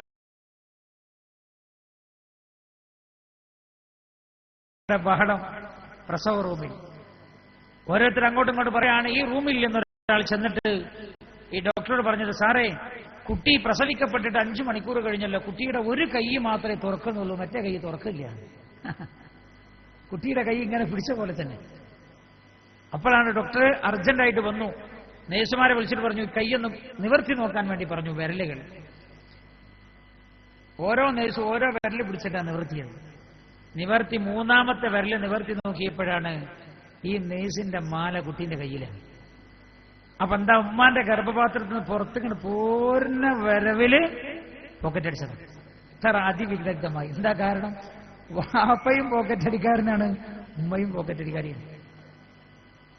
തമാശയിൽ പറയാറുണ്ട്. ഞാൻ പറയുന്നത് ഗർഭകാലഘട്ടത്തിലെ സ്വഭാവം, മുല കൊടുക്കുന്ന കാലഘട്ടത്തിൽ നിങ്ങളുടെ സ്വഭാവം എന്താണത് കുട്ടിയെ സ്വാധീനിക്കുന്നുണ്ട്. ഉമ്മ തന്റെ കുഞ്ഞിനെ താരാട്ടുപാടിയത് ടി വി കണ്ടുകൊണ്ടാണെങ്കിൽ ഈ കുട്ടി അത് കണ്ടിട്ടുണ്ടോ? അതിവനിൽ സ്വാധീനം ചെലുത്തുന്നുണ്ട്. ഉമ്മ മുലകുടി പ്രായത്തിൽ നിങ്ങൾ കുഞ്ഞിനെ താരാട്ടുപാടാൻ ഏത് പാട്ടാണോ നിങ്ങൾ പാടിയത് അത് ഈ കുട്ടിയിൽ സ്വാധീനം ചെലുത്തുന്നുണ്ട്. ഓരോ അടക്കങ്ങളും അനക്കങ്ങളും ശ്രദ്ധിക്കേണ്ടതാണ്. ഹബീബായി നബിയുന മുഹമ്മദ് മുസ്തഫ സല്ലല്ലാഹു അലൈഹി വസല്ലം തങ്ങൾ പഠിപ്പിച്ചു. പരിശുദ്ധ ഖുർആൻ ദുആ ചെയ്യാൻ പഠിപ്പിച്ചത് പറഞ്ഞെന്താ? റബ്ബനാ ഹബ് ലനാ മിൻ അസ്വാജിനാ വദുർരിയാതിനാ ഖുർറത അയ്യുനിൻ വജഅൽനാ ലിൽമുത്തഖീന ഇമാമാ. അല്ലാഹുവേ, ഞങ്ങൾക്ക് കൺകുളിർമയേകുന്ന മക്കളെ തരണേ എന്ന് പറഞ്ഞെടുത്ത് പറയാൻ പറഞ്ഞത് ഞങ്ങളെ നീ മുത്തഖീങ്ങൾക്ക് ഇമാമാക്കണേ. മുത്തഖീങ്ങൾക്ക് ഇമാമാക്കണേ എന്ന് പറഞ്ഞാൽ ഞങ്ങളെ നീ മുത്തഖിയാക്കണേ. ഞങ്ങൾ മുത്തഖിയായാലേ ഞങ്ങളിൽ നിന്ന് വരുന്ന മക്കൾ മുത്തഖിയാവുകയുള്ളൂ. വളരെ ഗൗരവത്തോടെ നമ്മൾ മനസ്സിലാക്കണം. അല്ലാഹു സുബ്ഹാനഹു വ തആല സ്വാലിഹീങ്ങളായ മക്കളെ നൽകി അല്ലാഹു നമ്മെ അനുഗ്രഹിക്കുമാറാകട്ടെ. അതേപോലെ കുഞ്ഞുമക്കൾ സംസാരിക്കാൻ തുടങ്ങുമ്പോ നല്ല വാക്കുകളാണ് അവരോട് സംസാരിപ്പിക്കാൻ നമ്മൾ ശ്രമിക്കേണ്ടത്. അത് കുട്ടിയിൽ സ്വാധീനം ചെലുത്തുന്നുണ്ട്. അതേപോലെ കുഞ്ഞുമക്കളെ ആദ്യമായി അല്ലാഹ് എന്ന വാക്ക് സംസാരിപ്പിക്കാൻ ശ്രദ്ധിക്കുക. നല്ലത് മാത്രം അവരുടെ മുമ്പിൽ വെച്ച് പറയുക. നേരത്തെ ബഹാവുദ്ദീസാണ് ഈ വിഷയം പറയുന്നതായി എനിക്ക് തോന്നി ഞാൻ ഇങ്ങോട്ട് കടന്നു വരുമ്പോൾ. കുട്ടികളോട് നല്ലത് പറയിപ്പിക്കുക, മോശപ്പെട്ടതൊന്നും പറയിപ്പിക്കാതിരിക്കുക. പറയരുത് എന്ന് പറയുന്നതിന് പകരം അത് പറയാനുള്ള സാഹചര്യം ഉണ്ടാക്കി കൊടുക്കാതിരിക്കുക എന്നാണ്. മനഃശാസ്ത്രം ഈ വിഷയത്തിലൊക്കെ ഗൗരവമായി സംസാരിക്കുന്നുണ്ട്. ഹബീബായി നബിയുനാ റസൂലുള്ളാഹി സല്ലല്ലാഹു അലൈഹി വസല്ലം തങ്ങൾ പഠിപ്പിച്ചത് ഒരു കുട്ടിയുടെ ഏറ്റവും നല്ല മാതൃക വാപ്പയാവുക, ഉമ്മയാവുക എന്ന് പറഞ്ഞാൽ ഒരു കുട്ടിയുടെ മനം കവരുക എന്നാണ് അതിന്റെ അർത്ഥം. ഒരു കുട്ടിയുടെ മനം കവരുക ഞാൻ മനസ്സിലാക്കണമെന്ന് അറിയൂ. 18 കൊല്ലവും കണ്ണിന്റെ ഹിമവെട്ടാതെ പൊന്നുപോലെ നോക്കിയ തന്റെ പൊന്നുമോൾ വാപ്പയെ വിട്ടു ഉമ്മയെ വിട്ട് ഒരു നിമിഷം ഇറങ്ങിപ്പോകുന്നു പറഞ്ഞാൽ വിശ്വസിക്കാൻ പ്രയാസം എനിക്ക്. വാപ്പയെ പൊന്നുപോലെ സംരക്ഷിച്ച പൊന്നു പിതാവിനെ വിട്ട് ഒരു നിമിഷം ഇറങ്ങിപ്പോകാൻ കഴിയില്ല. എന്റെ ഈ വാപ്പാക്ക ആ കുട്ടിയുടെ മനോമുഖരത്തിൽ ഈ പിതാവിന് ഈ കുട്ടിയുടെ ഹീറോയാവാൻ കഴിഞ്ഞില്ല. ഈ കുട്ടിയുടെ കൽബിനകത്ത് സ്നേഹമായി നിറഞ്ഞു നിൽക്കാൻ മാതാവിന് കഴിഞ്ഞില്ല. കാരണം എന്താ? മാതാവിന് സമയമില്ല. ഒന്നുകിൽ അടുക്കളയിലെ ജോലി, അല്ലെങ്കിൽ ജോലി കഴിഞ്ഞിട്ട് വാട്സപ്പിലെ കളി. നിങ്ങൾ കണ്ടില്ലേ, 3.5 വയസ്സാകുമ്പോൾ ഇംഗ്ലീഷ് മീഡിയത്തിൽ കൊണ്ടുപോയി ചേർക്കും ചില കുട്ടികളെ രക്ഷിതാക്കൾ. എന്താ പറയാ, ഞാൻ തന്നെ കേട്ടിട്ടുണ്ട്. ഒരിക്കൽ എന്നോട് പറഞ്ഞതാ, പടച്ചോനെ ഏപ്രിൽ മെയ് മാസം വരാനുള്ള റബ്ബേ, ഇനിയിപ്പോ എങ്ങനെ 2 മാസം ഞാൻ സഹിക്കാം. അപ്പൊ ഞാൻ കരുതി ചൂടുകൊണ്ടാണെന്നാണ് ഞാൻ കരുതിയത്. എന്റെ മനസ്സിൽ പെട്ടെന്ന് കൂടിയതാ. ഞാൻ പറഞ്ഞു അതിനെന്താ പ്രയാസം? കഴിഞ്ഞ വർഷം ഏപ്രിൽ മാസം ലാസ്റ്റ് തന്നെ മഴ ആരംഭിച്ചില്ലേ? ഈ വർഷവും അങ്ങനെയൊക്കെ ഉണ്ടാവാൻ സാധ്യതയില്ലെന്ന് പറഞ്ഞ ഉസ്താദ് എന്നോട് പറഞ്ഞു ചൂടല്ല. ഞാൻ ചോദിച്ചു എന്താ? എന്നോട് പറഞ്ഞു ഏപ്രിലും മെയിലും സ്കൂൾ അവധിയാണ്. ഈ 2 മാസം എന്റെ മക്കളെ ഞാൻ എങ്ങനെ പൊറുപ്പിക്കും? നിങ്ങൾ ചിന്തിക്കൊരു മാതാവിന്റെ ചിന്തയാണ്. 2 മാസം മക്കളെ നോക്കാൻ കഴിയില്ല. 3.5 വയസ്സാകുന്ന കുഞ്ഞുമോളെ ഇംഗ്ലീഷ് മീഡിയത്തിൽ കൊണ്ടുപോയാക്കുന്നു നഴ്സറിയിൽ. എന്തിനാ? രാവിലെ 10 മുതൽ 3:30 വരെ ഈ കുട്ടിയുടെ ശല്യം വീട്ടിൽ നിന്ന് മാറിക്കിട്ടുമല്ലോ. മകൾ ശല്യമാണെന്ന് മനസ്സിലാക്കുന്ന ഉമ്മ ശല്യമാണെന്ന് മകൾ വിചാരിച്ചില്ലെങ്കിലേ അത്ഭുതപ്പെടാറുള്ളൂ. മകൻ ശല്യമാണെന്ന് വിചാരിക്കുന്ന മാതാപിതാവിനെ ആ പിതാവ് തനിക്ക് ശല്യമാണെന്ന് മകൻ വിചാരിച്ചില്ലെങ്കിലല്ലേ അത്ഭുതപ്പെടാറുള്ളത്. എന്റെ ജീവിതത്തിൽ അനുഭവമുണ്ട്. എന്റെ ജീവിതത്തിൽ പരിശുദ്ധമായ റമളാനില്ല. ഞാൻ എന്റെ പള്ളിയിൽ ഇങ്ങനെ ഇരിക്കുന്ന സമയത്ത് ഒരു 2 ചെറുപ്പക്കാർ എന്റെ റൂമിലേക്ക് കയറി വന്നു. 313 റുപ്യ എടുത്തിട്ട് എന്റെ കയ്യിലേക്ക് തന്നിട്ട് പറഞ്ഞു, ഇനി പള്ളിക്ക് നേർച്ചയാണ്. ഞങ്ങളുടെ മാതാവ് 6 മാസമായി കിടപ്പില്ല. കിടന്ന കിടപ്പിൽ തന്നെ മലമൂത്രം ഒഴികാൻ തുടങ്ങിയിട്ട് 6 മാസമായി. 2-3 വർഷമായി കിടക്കുന്നു. ഇപ്പോ കിടക്കുന്ന കിടപ്പരയ്ക്ക് കിടക്കുന്ന തരത്ത് തന്നെ മലമൂത്രവും ഒഴിഞ്ഞു പോകുന്നു. അതുകൊണ്ട് ഉമ്മ ഇതൊരു നല്ലൊരു മാസമല്ലേ, ഞങ്ങൾ വിഷമിച്ചു പോയിട്ടുണ്ട്, ഉമ്മയും വിഷമിച്ചിട്ടുണ്ട്, അതുകൊണ്ട് ഉമ്മയൊന്ന് മരിച്ചു കിട്ടാൻ ദുആ ചെയ്യണേ എന്ന് പറഞ്ഞതും എന്റെ ജീവിതത്തിൽ അനുഭവത്തിലുണ്ട്. പെങ്ങളെ, എന്റെ പ്രിയമുള്ള സഹോദര, മകൻ ശല്യമാണെന്ന് മകൾ ശല്യമാണെന്ന് നമുക്ക് തോന്നിയാൽ ആ മക്കൾക്ക് പ്രായമാകുമ്പോൾ തിരിച്ചു തോന്നുക എന്നത് അത്ഭുതപ്പെടാറില്ല. സ്നേഹനിധിയായ മക്കൾ അല്ലാഹു നമുക്ക് പ്രദാനം ചെയ്യുമാറാകട്ടെ. ശ്രദ്ധിക്കേണ്ട വളരെ പ്രധാനപ്പെട്ട കാര്യമാണ്. അതേപോലെ മക്കൾക്ക് ആദ്യമായി നമ്മൾ നൽകേണ്ടതെന്താ? അല്ലാഹുവിനെ അറിയാനുള്ള വിജ്ഞാനമാകണം നമ്മൾ ആദ്യമായി കൊടുക്കേണ്ടത്. ഈ കുട്ടിയിൽ ആദ്യം എന്തു കൊടുക്കുന്നു അത് ഭയങ്കര സ്വാധീനം ഉണ്ടാക്കുന്ന ഈ കുട്ടി വല്ലാത്ത സ്വാധീന. 3.5 വയസ്സാകുമ്പോൾ ഒരു കുട്ടിയെ ഇംഗ്ലീഷ് മീഡിയത്തിലാണ് കൊണ്ടുപോയി ചേർത്തിയത്. ആ ഇംഗ്ലീഷ് മീഡിയത്തിൽ പഠിപ്പിക്കപ്പെടുന്ന കുട്ടിയെ സ്വാധീനിക്കുന്നുണ്ട്. മദ്രസയിലാണോ കൊണ്ടുവന്ന് ചേർത്തത്, അതാണ് ആ കുട്ടിയെ സ്വാധീനിക്കുന്നത്. അതാ കുട്ടി. ഞാൻ ഒരു ഉദാഹരണം പറഞ്ഞത് ഞാൻ അവസാനിപ്പിച്ചോണ്ടേ. ഇവിടെ മഹാന്മാരായ പ്രഗത്ഭരായ പണ്ഡിതന്മാർ ദിക്റുദുആക്ക് നേതൃത്വം കൊടുക്കാൻ പോകുന്നു. മജ്ലിസ് നൂറിനെ കുറിച്ച് നിങ്ങളോട് പറയാനിരിക്കുകയാണ്. ഇവിടെ ഇതൊക്കെ പ്രധാനമാണ്. മജ്ലിസ് നൂറടക്കമുള്ള ഒരുപാട് വിഷയങ്ങൾ ഇതിന്റെ തന്നെ കരുത്തിൽപ്പെടുന്നതാണ്. എന്റെ ഒരു അനുഭവമുണ്ട്. ഞാൻ ജോലി ചെയ്യുന്ന പള്ളിയുടെ സെക്രട്ടറിയാണ്. അദ്ദേഹത്തിന്റെ 3.5 വയസ്സുള്ള കുട്ടിയായാൽ ഒരു ക്രിസ്ത്യൻ മാനേജ്മെന്റ് നടത്താൻ ഞാൻ വർഗീയത പറയില്ല. വർഗീയത ഈ വിഷയത്തിലില്ല. ഞാൻ വർഗീയതയില്ല പറയുന്നത്. ക്രിസ്ത്യൻ മാനേജ്മെന്റ് നടത്തുന്ന ഒരു ഇംഗ്ലീഷ് മീഡിയം സ്കൂളിൽ കൊണ്ടുപോയി ചേർത്തിയാൽ ഇയാൾ തന്നെ എന്നോട് പറഞ്ഞതാ, 2 ആഴ്ച കഴിഞ്ഞു നല്ല ഫീസ് കൊടുക്കണം. 2 ആഴ്ച കഴിഞ്ഞ് ഇയാളുടെ വീട്ടിലൊരു ഞായറാഴ്ചയാണ്, ഇയാൾ വീട്ടിലുണ്ട്. ഇയാളുടെ ഭാര്യയാക്ക് വെള്ളം കൊണ്ടുപോയി കൊടുത്തു. ഗ്ലാസ് തിരിച്ചു കൊടുത്ത സമയത്ത് കയ്യിൽ നിന്ന് വീണുടഞ്ഞുപോയി. വീണുടഞ്ഞപാടെ ഈ കുട്ടി ഗ്ലാസ് ഉടഞ്ഞത് കേട്ടപാടെ ഈ കുട്ടി പറയാ, അയ്യോ യേശുദേവ. ഇയാള് പറയാ, ഞാൻ പേടിച്ചുപോയി. ഞാൻ മോളോട് ചോദിച്ചു, മോളെ നീ എന്താ പറയുന്നത്? അപ്പൊ ഈ 3.5 വയസ്സായ മോളെ ഒരു ക്രിസ്ത്യൻ ചേച്ചിയാണ്. ഈ ചേച്ചി, ആ ചേച്ചിയുടെ സംസ്കാരമാണത്. എന്തെങ്കിലും അപകടം വരുമ്പോ യേശുദേവമേ എന്ന് ചേച്ചി പറഞ്ഞു പോവും. ചേച്ചി അത് അറിഞ്ഞു പറയുന്നതല്ല. കുഞ്ഞുമക്കളുടെ മുമ്പിൽ വെച്ച് ഈ ചേച്ചി അത് പറഞ്ഞപ്പോ ഈ കുട്ടി 3.5 വയസ്സായ കുട്ടി ഇത് പിടിച്ചെടുത്തതാ. കുട്ടികൾക്ക് ഏത് സത്യമേത് അസത്യമെന്ന് തിരിച്ചറിയാനുള്ള പ്രായമായിട്ടില്ല. 6 കൊല്ലങ്ങൾക്ക് മുമ്പാണ് പത്രത്തിൽ നിങ്ങൾ വായിച്ചത്, മറന്നുപോവില്ല എന്ന് ഓർമ്മപ്പെടുത്തുന്നു വിചാരിക്കുന്നു. ഞാൻ അവസാനിപ്പിക്കാൻ പോവാണ്. കുഞ്ഞുമക്കളുടെ ചെറിയ പ്രായം വളരെ ഗൗരവത്തോടെ നമ്മൾ ശ്രദ്ധിക്കേണ്ട പ്രായ. ഉമ്മ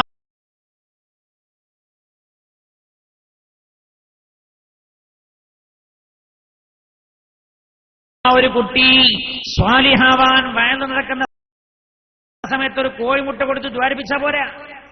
കോഴ കൊടുക്കള വിചാരിക്കുന്നുണ്ടോ?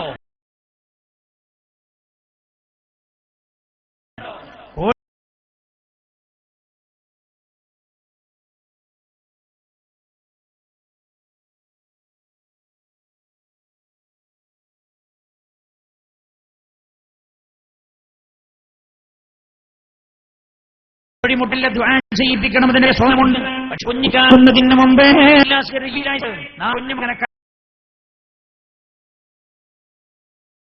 കുഞ്ഞിൽ കണ്ടതാണ് ഇങ്ങനെ ഒരാളെ കൊലപ്പെടുത്തുന്നത്.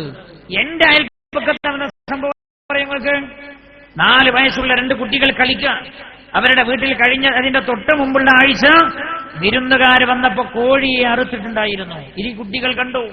കുട്ടികൾക്ക് അറിയത് അറിയില്ല. 2 കുട്ടികൾ തമ്മിൽ കളിക്കുമ്പോൾ ഒരു കുട്ടി മറ്റേ കുട്ടിയോട് പറയാം, നീ കിടക്ക്, നമ്മളെ ഉപ്പ കഴിഞ്ഞ വിരുന്നുകാർ വന്നപ്പോ കോഴി അറുത്ത പോലെ ഞാൻ നിന്നെ അറുത്തു തരാം. അറുത്താൽ എന്താ സംഭവിക്കാൻ ഈ കുട്ടിക്കറിയോ? എന്റെ പ്രിയമുള്ളവരെ, ഗൗരവത്തോടെ നമ്മൾ ചിന്തിക്കണം. ഒരു കുഞ്ഞുകുട്ടിയുടെ ആ കുഞ്ഞുകുട്ടി കാണുന്നത്, അനുഭവിക്കുന്നത് ആ കുഞ്ഞിനെ വല്ലാതെ സ്വാധീനിക്കുന്നുണ്ട്. അതുകൊണ്ട് ഹബീബായി നബിയുനാ മുഹമ്മദ് മുസ്തഫ ഉറക്കെ ചൊല്ലു സ്വലാത്ത്. ഞാൻ അവസാനിപ്പിക്കുന്നു. ഹബീബായി നബിയുനാ മുഹമ്മദ് മുസ്തഫ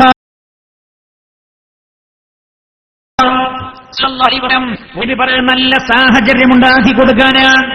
വീട്ടിന്റെ അകത്ത് സാഹചര്യം നന്നാവുക. അല്ലേ? വാപ്പിമ്മി നിസ്കരിക്കുന്ന ആളാവാ. ഒരു കുട്ടിയോട് നിസ്കരിക്കണേന്ന് പറഞ്ഞല്ല നിസ്കരിപ്പിക്കേണ്ടത്. ആ കുട്ടി തനിയെ നിസ്കരിക്കുന്ന ആളാവാൻ വാപ്പയും ഉമ്മയും നിസ്കരിക്കുന്ന ആളായാൽ മതി. നിങ്ങൾ കണ്ടിട്ടില്ലേ ചെറിയ കുട്ടികൾ നിസ്കരിക്കണേ? ചെറിയ കുട്ടികൾ നിസ്കരിക്കണ സമയത്ത് നിങ്ങൾ ശ്രദ്ധിച്ചോ? മക്കനൊക്കെ ഉഷാറായിടും, പക്ഷെ ഷെഡിയൊന്നും കൊടുത്തിട്ടുണ്ടാവില്ല. എന്താ? ഉമ്മ നിസ്കരിക്കുന്ന സമയത്ത് മക്കനിട്ടുണ്ടത് ഈ കുട്ടി കണ്ടിട്ടുള്ളൂ. അതാണ് ഇതിന്റെ കാരണം അല്ലേ? നിസ്കരിക്കാൻ നിൽക്കുന്ന സമയത്ത് മാക്സി നേരത്തെ ഉണ്ടാവും, അത് കുട്ടി ശ്രദ്ധിക്കില്ല. മാക്സി നേരത്തെ ഉണ്ട്, ഉമ്മ എന്താ ചെയ്യുന്നത്? തലയിലെ തട്ടഴിച്ചു, എന്നിട്ട് നിസ്കാരപ്പായുള്ള തട്ടെടുത്തിട്ട് ആ തട്ടം മക്കൻ എങ്ങനെ ഇട്ടു. ഇതേ കുട്ടി കണ്ടതുള്ളൂ. അതുകൊണ്ട് ആ കുട്ടി നിസ്കരിക്കാൻ ഉമ്മയുടെ കൂടെ നിൽക്കുമ്പോ എന്റെ കുട്ടിയെ ആ കുട്ടി ഇതാ ചെയ്യാ, അവർക്ക് മക്കനില്ലാത്തതുകൊണ്ട് അവൾ കുഴപ്പാക്കി. എന്നാൽ നിസ്കരിക്കാൻ മക്കനെ വേണം. ഞാൻ പറയുന്നത് നിത്യ ജീവിതത്തിൽ നിങ്ങളുടെ കാര്യങ്ങൾ മാത്രം പഠിച്ചാൽ മതി.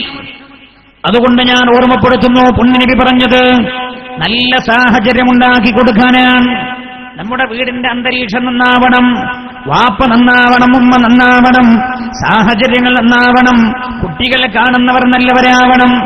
പുണ്യനബി എത്ര എത്ര ശക്തമായ റസൂൽ പറഞ്ഞത്, അദ്ദൽ മർഉ അലാ ദീനി ഖലീലിഹി, ഏതൊരാളും അയാളുടെ സഹോദരന്റെ അയാളുടെ സുഹൃത്തിന്റെ മതമനുസരിച്ചാണ് അയാളുടെ മതം.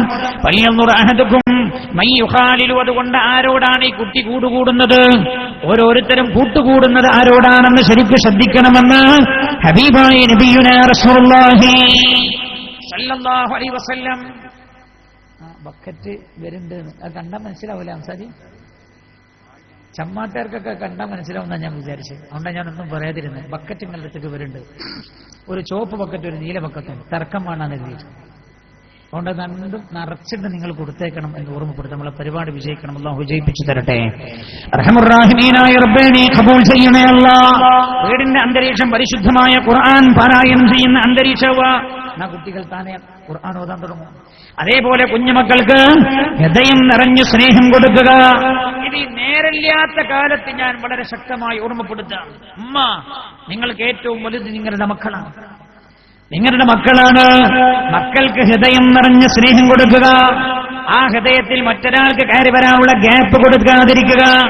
മഹാനായ നബിയുനാ റസൂലുള്ളാഹി സല്ലല്ലാഹു അലൈഹി വസല്ലമ തങ്ങൾ ജനിച്ച മാസമാണല്ലോ ഇത്.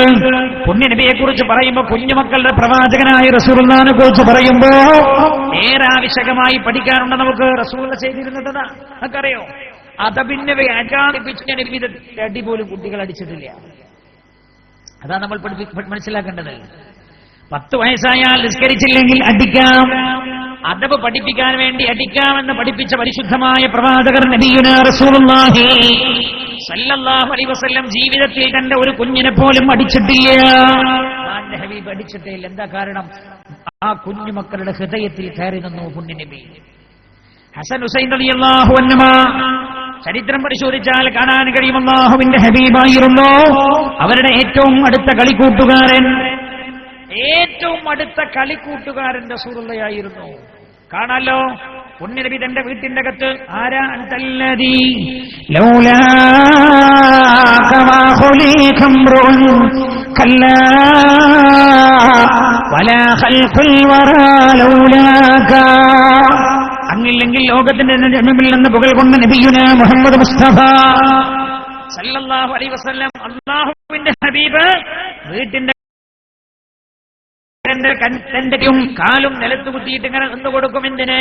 ഹസൻ ഹുസൈൻ റളിയല്ലാഹു അൻഹു രണ്ടുപേരും റസൂലുള്ളാഹിന്റെ പുറത്തു കയറും. പഴയ കാലത്ത് നമ്മൾ പറയാറുണ്ട് പശുക്കളിയും ആനക്കളിയും. പണ്ട് ഈ കളി ഉണ്ടായിരുന്നു, ഇപ്പല്ല. അപ്പൊ മൊബൈൽ കളിയാണ്. ഇപ്പൊ വാപ്പ മൊബൈലിൽ കളിക്കണ കണ്ടുകൊണ്ട് തന്നെ 1 വയസ്സായ കുട്ടിയും വാപ്പാന്റെ മയത്തേക്കല്ല, വാപ്പാന്റെ പോക്കറ്റിലുള്ള മൊബൈലിലേക്കാണ് കൈ കാണിക്കണം. പശുക്കളി റസൂലുള്ളാഹി ഇരുന്നു കൊടുക്കും സല്ലല്ലാഹു അലൈഹി വസല്ലം. ഹസൻ ഹുസൈൻ റളിയല്ലാഹു അൻഹുമാ റസൂലുള്ളാഹിന്റെ പുറത്തു കയറും. ആരാ ചിന്തിക്കണേ നിങ്ങൾ? വാപ്പാക്ക് സമയമില്ല, ഉമ്മാക്ക് സമയമില്ല, ഉമ്മാക്ക് സമയമില്ല. ഈ കഴിഞ്ഞ റമദാനിൽ ഞാൻ കേട്ട ഏറ്റവും വലിയ തമാശയാണ്. ഒരാളോട് സംസാരിച്ചു കൊണ്ടിരിക്കുന്ന സമയത്ത് അയാൾ എന്നോട് പറഞ്ഞു, ഉസ്താദേ നേരല്ലേ ഞാൻ പോവാണ്. ഞാൻ പറഞ്ഞു, എന്റെ എത്ര ധൃതി? എന്നോട് പറഞ്ഞു, സാധനം വീട്ടിൽ എത്തിച്ചു കൊടുക്കാണ്ട് പിന്നെ വാട്സപ്പിലാണ് 99 മെസ്സേജ് വന്ന് കിടക്കുന്നത്, നോക്കിയിട്ടില്ല. സമയമില്ല. അവനവന്റെ മക്കളുടെ മുമ്പിൽ സമയമില്ലെങ്കിൽ പിന്നെ ആരുടെ മുമ്പിൽ ആ സമയം? അവരോടൊത്ത് കളിക്കണം. അള്ളാഹുവിന്റെ ഹബീബ് അങ്ങനെ കളിച്ചത് കൊണ്ടല്ലേ മദീന മുനവ്വറയിൽ മസ്ജിദുൻ നബവിയ ചരിത്രം രേഖപ്പെടുത്തുന്നുണ്ടല്ലോ. അള്ളാഹുവിന്റെ ഹബീബ് മദീന മുനവ്വറയിൽ മിഹ്റാബിലേക്ക് നിസ്കരിക്കാൻ വേണ്ടി കയറി നിന്നാൽ ഹസൻ ഹുസൈൻ റളിയല്ലാഹു അൻഹു പള്ളിയുടെ പരിസരത്ത് എവിടെയെങ്കിലും ഉണ്ടാവും. ആയിഷ ബീവിയുടെ വീട്ടിന്റെ അകത്തുണ്ടാകും, അല്ലെങ്കിൽ ഫാത്തിമ ബീവിയുടെ വീടിന്റെ പരിസരത്തുണ്ടാകും.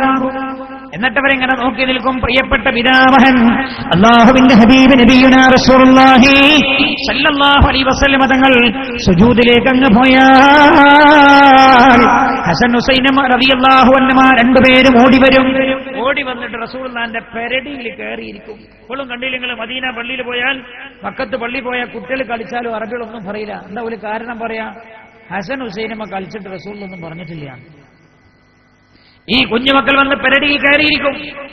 അല്ലാഹുവിന്റെ ഹബീബ് സഹാബികൾ രേഖപ്പെടുത്താണ്, കാന യുതീലു റസൂലുള്ള സുജൂദ് അങ്ങ് ദീർഘിപ്പിക്കുകയാണ്. ദീർഘനേരം റസൂലുള്ള സുജൂദ് ചെയ്യും. എന്നിട്ട് വരെ എഴുന്നേറ്റ് പോകുന്നില്ല എന്ന് കണ്ട അവ രണ്ടുപേരെയും എഴുന്നേറ്റ് വെച്ച് കാന യർഫഉ മിന സുജൂദി, സുജൂദിൽ നിന്ന് തലപൊക്കും. നമ്മളെ കുട്ടികളെത്തോ നമ്മളെ നിസ്കാരപ്പായല്, നമ്മൾ നിസ്കരിക്കാൻ വേണ്ടി നിൽക്കുന്ന സമയത്ത് നിസ്കാരപ്പായല് 2 വയസ്സായ 2.5 വയസ്സായ നമ്മളെ കുട്ടികളെത്ത വന്നാൽ ഉമ്മ കൈ കെട്ടിയിട്ടുണ്ടെങ്കിൽ തക്ബീർ വെച്ചിട്ട് 2 പാസ്സാക്കും. വല്ല സമയം എന്നിട്ടോ ഇതേ കുട്ടിന്റെ മുമ്പ് നീ നിസ്കാരപ്പായ കൊണ്ടുപോയിട്ട് കൈകരുണ്ടാവും. കൈകുമ്പോ പറയുണ്ടാവും ഹാം ചെയ്ത് വരാൻ സമയം ശരിയടക്കം കണ്ട സമയം. നിങ്ങൾ ആലോചിച്ചു, അള്ളാഹുവിന്റെ ഹബീബാണ്. കുഞ്ഞുമക്കൾക്ക് എന്തൊരു സ്വാതന്ത്ര്യം! അള്ളാഹുവിന്റെ ഹബീബ് അവരുടെ കൽബിൽ നിറഞ്ഞു നിന്നു. ഏതൊരു വാപ്പയമ്മയും ചെയ്യേണ്ടതാണ്. എന്നാ പിന്നെ കുട്ടികൾ ഓളിച്ചോടി പോകുന്നുള്ള പ്രശ്നമുള്ള. കാരണം ഈ കുട്ടികൾക്ക് സ്നേഹം കിട്ടുന്നില്ല. സ്നേഹം കിട്ടാൻ വാപ്പയില്ലല്ലോ. വാപ്പ എവിടെ? വാപ്പ കല്യാണം കഴിച്ച് ഉമ്മ 2 മാസം ഗർഭിണിയായപ്പോ പോയതാ. പിന്നെ മൂപ്പര് തിരിച്ചു വരുന്ന സമയത്ത് കാണുന്നത് എന്റെ ഭാര്യയുടെ ഒക്കത്തിരിക്കുന്ന കുട്ടിയെയാണ്. ഒരു 2 മാസം നിന്ന് പരിചയപ്പെടാനാകുമ്പോഴേക്കും മൂപ്പര് പിന്നെയും പോയി. പിന്നെ ഇയാൾ വരുന്നത് കുട്ടിക്ക് 4 വയസ്സാകുമ്പോഴാണ്. പിന്നെയും പോയി. ആകെ വാപ്പയെ ജീവിതത്തിൽ ഈ കുഞ്ഞുമോൾ കണ്ടത് എല്ലാ കൊല്ലവും കൂടെ കൂട്ടി നോക്കിയാൽ 2 2.5 കൊല്ലം. എന്താ കാരണം? നിർമ്മലമായ സ്നേഹം ഈ കുട്ടികൾക്ക് നഷ്ടപ്പെട്ടു പോയി എന്നത് തന്നെയാണ്. അതുകൊണ്ട് ഞാൻ ഓർമ്മപ്പെടുത്തുന്നു, മക്കളോടടുത്തു നിൽക്കണേ. കുഞ്ഞുമക്കളുടെ ഹൃദയത്തിൽ നിറഞ്ഞു നിൽക്കാൻ ഒരു മാതാവിന് കഴിഞ്ഞാൽ, ഒരു പിതാവിന് കഴിഞ്ഞാൽ അതിനപ്പുറം കുട്ടിയെ സ്വാധീനിക്കാൻ കഴിയുന്ന മറ്റൊരു കാര്യമില്ലേ? ഇല്ല. അർഹമുർറാഹിമീനായ റബ്ബ് സുബ്ഹാനഹു വ തആല നമ്മുടെ മക്കളെയൊക്കെ അല്ലാഹു സാലിഹീങ്ങളാക്കി തരട്ടെ. അതേപോലെ കുട്ടികൾ പഠിക്കാൻ പ്രായമാകുമ്പോൾ മദ്രസയ്ക്ക് പറഞ്ഞെടുക്കുക. തന്റെ കുഞ്ഞുമോനോട് ആദ്യം ഉച്ചരിപ്പിക്കുന്ന വാക്ക് അല്ലാഹുവിന്റെ പരിശുദ്ധ ഖുർആന്റെ വാക്കാവുക. അത് മകനെ തന്ന റബ്ബിനോടുള്ള നന്ദിയാണ്. ഇഖ്റ ബിസ്മി റബ്ബിക്കല്ലദീ ഖലഖ്, അല്ലാഹുവിന്റെ നാമത്തിലാണ് വായിച്ചു തുടങ്ങേണ്ടത്. കുട്ടികൾ അങ്ങനെ ചെയ്യുക. അതിനാ മദ്രസകൾ. മദ്രസ 1ാം ക്ലാസ് എന്ന് പറഞ്ഞതാ. അന്ന് പല നാട്ടിലും മദ്രസ ഇല്ല. ഞാൻ കണ്ണൂരിലേക്ക് ഒരു റേഞ്ച് മീറ്റിംഗിൽ പങ്കെടുത്ത് പിരിഞ്ഞ ഉസ്താദുമാരങ്ങനെ ചർച്ച ചെയ്യുന്ന കേട്ടപ്പോൾ അവർ പറയാണ്, ഇന്നാലിന്റെ മദ്രസയിൽ 1ാം ക്ലാസ് ഇല്ല. 1ാം ക്ലാസ് ഇല്ല എന്ന് പറഞ്ഞാൽ ആ നാട്ടിലെ പെണ്ണുങ്ങൾ പ്രസവം നിർത്തി വെച്ചു എന്നല്ല, ഇനി പ്രസവിക്കില്ല എന്ന് സമരം ചെയ്തു എന്നല്ല. പിന്നെ ഓലൊക്കെ അത്യാവശ്യം പൈസക്കാരായപ്പോലൊക്കെ തീരുമാനിച്ചു, എന്തിനീ രാവിലെ മദ്രസ പറഞ്ഞേക്കാണ്, 2ഉം കൂടി ഉള്ള സ്ഥലം ഉണ്ടല്ലോ ഇംഗ്ലീഷ് മീഡിയം ഒറ്റടിക്ക് അങ്ങോട്ട് പറഞ്ഞേക്കാം. എല്ലാവർക്കും അള്ളാഹു പൈസ കൊടുത്തന്നെ മെനമത്ത് കൊടുത്തപ്പോഴേ ആ കൊല്ലം ആ മദ്രസയിൽ 1ാം ക്ലാസ് ഇല്ല. 5 കൊല്ലം കഴിഞ്ഞാൽ ആ മദ്രസ തന്നെ ഇല്ലാതെയാവുക. ഞാൻ ചോദിക്കട്ടെ, മോദി സർക്കാർ ഇന്ന് അർദ്ധരാത്രി പ്രഖ്യാപിക്കുക, നാളെ രാവിലെ ആകുമ്പോൾ ഇന്ത്യയിലെ മുഴുവൻ മദ്രസകളും അടച്ചുപൂട്ടണമെന്ന് പറഞ്ഞ ചമ്മാട്ടങ്ങാടിയിൽ ഏറ്റവും വലിയ റാലി നടക്കൂലേ നാളെ? നമ്മളെ ഈ മദ്രസകൾ മുഴുവൻ പൊളിച്ചു കളയുന്നത് ഞാൻ ഓർമ്മപ്പെടുത്താണ്. അതുകൊണ്ട് ഖുർആൻ പഠിക്കാൻ നിങ്ങളുടെ മക്കൾക്ക് നിങ്ങൾ തെരഞ്ഞെടുക്കുന്നത് ഈ മതസ്ഥാപനങ്ങളാവണം. പരിശുദ്ധമായ ഖുർആൻ നമ്മൾ നിർമ്മിച്ചു നൽകിയ വീടാവണം. ഈ മഹല്ലിൽ 5 വയസ്സ് പ്രായമായ മുഴുവൻ കുട്ടികൾക്കും മതപഠനത്തിന് നിങ്ങൾ തെരഞ്ഞെടുക്കുന്ന സ്ഥലം ഇതാവണം എന്ന് ഞാൻ ഓർമ്മപ്പെടുത്തുകയാണ്. കാരണം എന്താ അറിയോ? അല്ല എങ്കിൽ ഇതിന്റെ ലയനത്തുണ്ടാവും. പിന്നെ ഇംഗ്ലീഷ് മീഡിയത്തിലും മദ്രസ ഉണ്ടല്ലോ. ഇംഗ്ലീഷ് മീഡിയത്തിൽ നിന്ന് മദ്രസ പഠിച്ചാൽ എങ്ങനെ ഉണ്ടാവുക? എങ്ങനെ ഉണ്ടാവും എന്ന് വെച്ചാൽ തെങ്ങന്തോട്ടത്തിൽ വായ വെച്ച മാതിരി ഉണ്ടാവും. തെങ്ങന്തോട്ടത്തിൽ വായ വെച്ചാൽ എന്താ ഉണ്ടാവുക? 50 വായ വെച്ചാൽ ഒരു 10 എണ്ണം വെട്ടാൻ കിട്ടിയെങ്കിലായി. കാരണം തെങ്ങിന്റെ പട്ട വീണിട്ട് ഇതിന്റെ കയ്യൊക്കെ ഒടിഞ്ഞു പോകും. കൊലച്ച വാഴ പോലും കൊഴിഞ്ഞു പോകും. മറ്റേ ഇളനീര് വീണിട്ട്, അല്ലെങ്കിൽ ഒരു പക്ഷി വന്ന് കൊത്തിയിട്ട് തൊണ്ടാക്കിയിരുന്ന സാധനം ഉണ്ടല്ലോ, അത് വീണിട്ട് അതിന്റെ കൊല വരെ ഒടിഞ്ഞു പോകും. ഇംഗ്ലീഷ് മീഡിയം ഉണ്ടാക്കിയത് ഇംഗ്ലീഷ് പഠിപ്പിക്കൽ അതിന്റെ ലക്ഷ്യം. മദ്രസ ഉണ്ടാക്കിയത് ഖുർആൻ പഠിപ്പിക്കലാണ് ലക്ഷ്യം. ഏതു ലക്ഷ്യത്തിനാണോ സ്ഥാപിച്ചത് ആ ലക്ഷ്യത്തിനായിരിക്കും അതിന്റെ പ്രാമുഖ്യം എന്ന് മാത്രം ഓർമ്മപ്പെടുത്തി അല്ലാഹു സുബ്ഹാനഹു വ തആല നമ്മുടെ ഈ സദസ്സ് ഏറ്റവും നല്ല ധന്യമായ സദസ്സാക്കി തരുമാറാകട്ടെ. ഒരു 3 സ്വലാത്ത് ചൊല്ലി ഞാൻ അവസാനിപ്പിക്കുകയാണ്. സല്ലല്ലാഹു അലൈഹി വസല്ലം, സല്ലല്ലാഹു അലൈഹി വസല്ലം, അല്ലാഹുമ്മ സ്വല്ലി അലാ മുഹമ്മദ് യാ റബ്ബി സ്വല്ലി അലൈഹി വസല്ലം. ഈ വഅലിന്റെ സമാപനം എന്ന ദുആ നടത്തുകയാണ്. മജ്ലിസുൻ നൂറിലേക്ക് നമ്മുടെ സദസ്സ് കടക്കുന്നത്. മജ്ലിസുൻ നൂറിനോടനുബന്ധിച്ചുള്ള ദുആ ഇവിടെ നടക്കാൻ പോവാണ്. മജ്ലിസുൻ നൂറിന്റെ ഒരു അനുഭവം ഈ ആഴ്ച ഒരാൾ എന്നോട് പറഞ്ഞു. 2 കണ്ണും കാണാത്തൊരു സഹോദരൻ സ്ഥിരമായി അയാൾ മജ്ലിസുൻ നൂറിൽ പങ്കെടുക്കുകയും സ്ഥിരമായി മജ്ലിസുൻ നൂറിൽ അയാൾ പങ്കെടുക്കും. 2 കണ്ണിന്റെയും സ്വാധീനം അയാൾക്ക് നഷ്ടപ്പെട്ടു പോയിട്ടുണ്ട്. കണ്ണൂർ ഭാഗത്തുള്ള സഹോദരനാണ് ഈ അനുഭവം എന്നോട് പറഞ്ഞത്. അയാൾ പറയാണ്, എല്ലാ മജ്ലിസുൻ നൂറിലും പങ്കെടുത്തിട്ട് ഇയാൾ കരഞ്ഞ് ദുആ ചെയ്യും. അയാൾക്ക് ഇപ്പോ അയാളുടെ കണ്ണിന് ഒരു 1/4% കാഴ്ച ശക്തി തിരിച്ചു കിട്ടിയിട്ടുണ്ട്. അസ്ഹാബുൽ ബദറിനെ മുൻനിർത്തി അല്ലാഹുവിനോട് ചെയ്യുന്ന ദുആയാണിത്. ഞാൻ എന്തുകൊണ്ട് വാഴ നീട്ടിക്കൊണ്ടു പോകുന്നില്ല എന്ന് ചോദിച്ചാൽ, ഇവിടെ ആ വേദിക്ക് വേണ്ടി കളമൊരുങ്ങുകയാണ്. അതുകൊണ്ട് പങ്കെടുക്കാൻ പറ്റാവുന്ന എല്ലാവരും നിങ്ങളുടെ എല്ലാ പ്രയാസങ്ങളും മനസ്സിൽ വെച്ച് പങ്കെടുത്താൽ അതിനൊക്കെ പരിഹാരമുണ്ടാകുന്നൊരു സദസ്സാണ്. അല്ലാഹു എല്ലാറ്റിനും പരിഹാരമുള്ള സദസ്സാക്കി പെരുമാറാകട്ടെ. റഹ്മുർ-റഹീമീനായ റബ്ബേ, വേദനിച്ചിരിക്കുന്ന ഒരുപാട് ആളുകൾ ഈ സദസ്സിലുണ്ട്. അതിനൊക്കെ പരിഹാരമുള്ള സദസ്സാക്കണേ റബ്ബേ. ഞങ്ങളിൽ നിന്ന് മരിച്ചുപോയ മാതാപിതാക്കൾക്കൊക്കെ നീ പുറത്തു കൊടുക്കണേ അല്ലാ. അവരുടെ ഖബറിടം നീ വെളിച്ചമാക്കി കൊടുക്കണേ അല്ലാ. സ്വർഗീയമായ ആരാമമാക്കി കൊടുക്കണേ റബ്ബേ.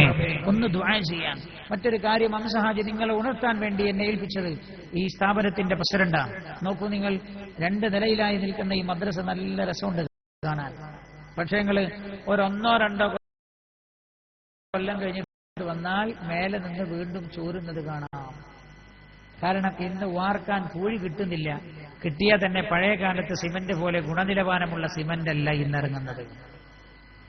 എന്നോടൊരു എഞ്ചിനീയർ പറഞ്ഞതാ, എന്ത് തന്നെയായാലും എത്ര പോയാലും ഒരു 3-4 കൊല്ലം കഴിഞ്ഞാൽ 5ാമത്തെ കൊല്ലെങ്കിലും ചോരും.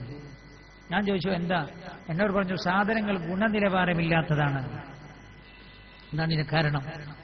അപ്പോ ഈ മദ്രസ നിർമ്മാണ കമ്മിറ്റിക്ക്, അല്ലെങ്കിൽ ഈ മദ്രസയുടെ കമ്മിറ്റി ഭദ്രമാക്കിയാൽ മഴത്തുള്ളികൾ വെള്ളം മുകളിൽ വീഴാതെ ശ്രദ്ധിക്കാൻ കഴിയും. അങ്ങനെയെങ്കിൽ ഒരു 40 കൊല്ലം നിൽക്കുന്നത് ഒരു 60 കൊല്ലമായി കിട്ടുമെന്നർത്ഥം. ഇതിന്റെ ആയുസ്സൊന്ന് വർദ്ധിപ്പിക്കാൻ കഴിയും.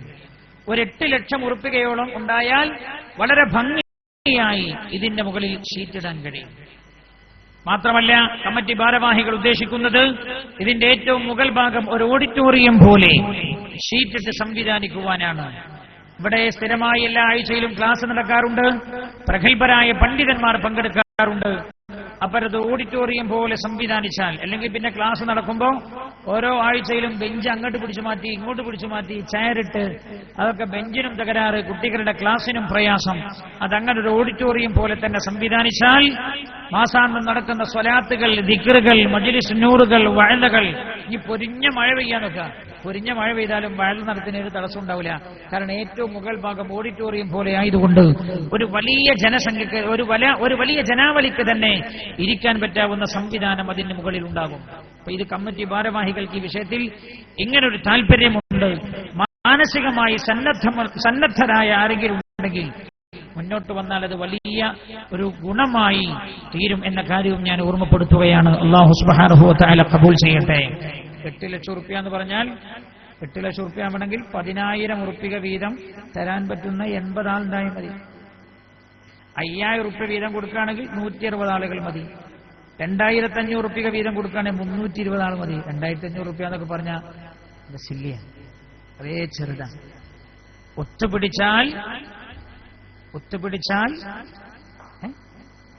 മലയും പോലും. ഒരു സ്ഥലത്ത് നിന്ന് ഞാൻ ഒത്തുപിടിച്ചാൽ വെച്ചു. അപ്പൊ ഒരു ചെറുപ്പക്കാരൻ നീച്ചെന്ന് പറഞ്ഞു, വളയും പോലും. വള പോരാൻ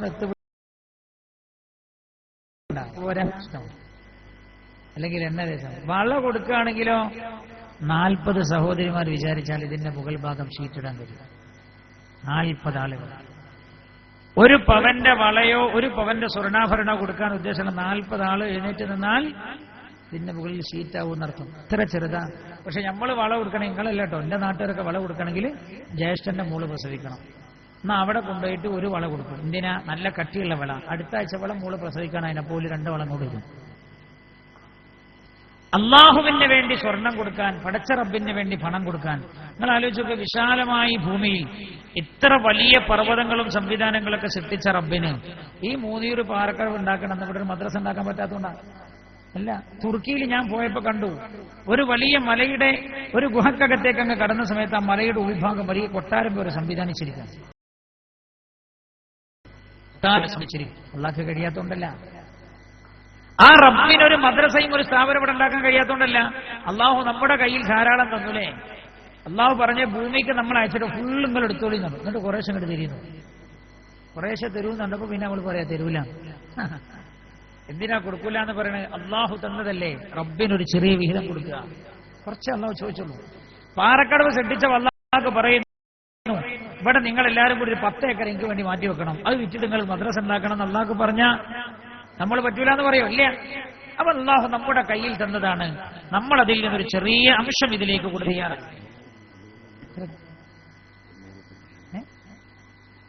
90 കുപ്പി തേനുണ്ട്. അംസാജ് 100 തേച്ചില്ല. 90 കുപ്പി തേനുണ്ട്. 90 കുപ്പി തേനിന് 5000 ഉറുപ്പിക വീതം തന്നാൽ 4.5 ലക്ഷം ഉറുപ്പിയാവും. 4.5 ലക്ഷം ഉറുപ്പ്യ ഉണ്ടായാൽ ബാക്കി 3.5 ലക്ഷം ഉറുപ്പ്യ ഹംസാജ് ഉണ്ടായി. അവർക്ക് പിരിക്കാനും കഴിവുള്ള ആളാണ്. 4.5 ലക്ഷം നമ്മളെല്ലാവരും കൂടി കൊടുത്താൽ 3.5 ലക്ഷം ഇൻഷാല്ലാ ഹംസാജ് ഉണ്ടായി. അപ്പൊ ഇൻഷാല്ലാ ഇവിടെ 90 കുപ്പി ബോട്ടിൽ തേനും നല്ല ഓരോ സംഖ്യക്ക് നിങ്ങൾ ഓരോരുത്തരത് ഏറ്റെടുത്താൽ പൈസ ഇപ്പൊ തന്നെ കൊടുക്കണമെന്നൊന്നുമില്ല. ഇല്ല, ഇപ്പൊ തന്നെ തരണമെന്നില്ല. നിങ്ങൾ നല്ല വിലക്ക് ഓരോരുത്തർ ഏറ്റെടുത്താൽ ഇൻഷാല്ലാ നമുക്ക് ഈ തേൻ കൊണ്ട് തന്നെ ഇതിന്റെ മുകൾ ഭാഗത്ത് സീറ്റിടാൻ കഴിയും. അപ്പൊ ഇവിടെ വെച്ച് മജ്ലിസുൻ നൂർ ഇവിടെ നിന്ന് ചെല്ലുന്ന സമയത്ത് അസ്ഹാബുൽ ബദറിന്റെ പേര് ചൊല്ലിക്കഴിയുമ്പോൾ നിങ്ങൾ തന്നെ ആ തേനിലേക്ക് തന്നെ അല്ലാഹു റബ്ബുൽ ഇസ്സത്ത് കബൂൽ ചെയ്യുമാറാകട്ടെ.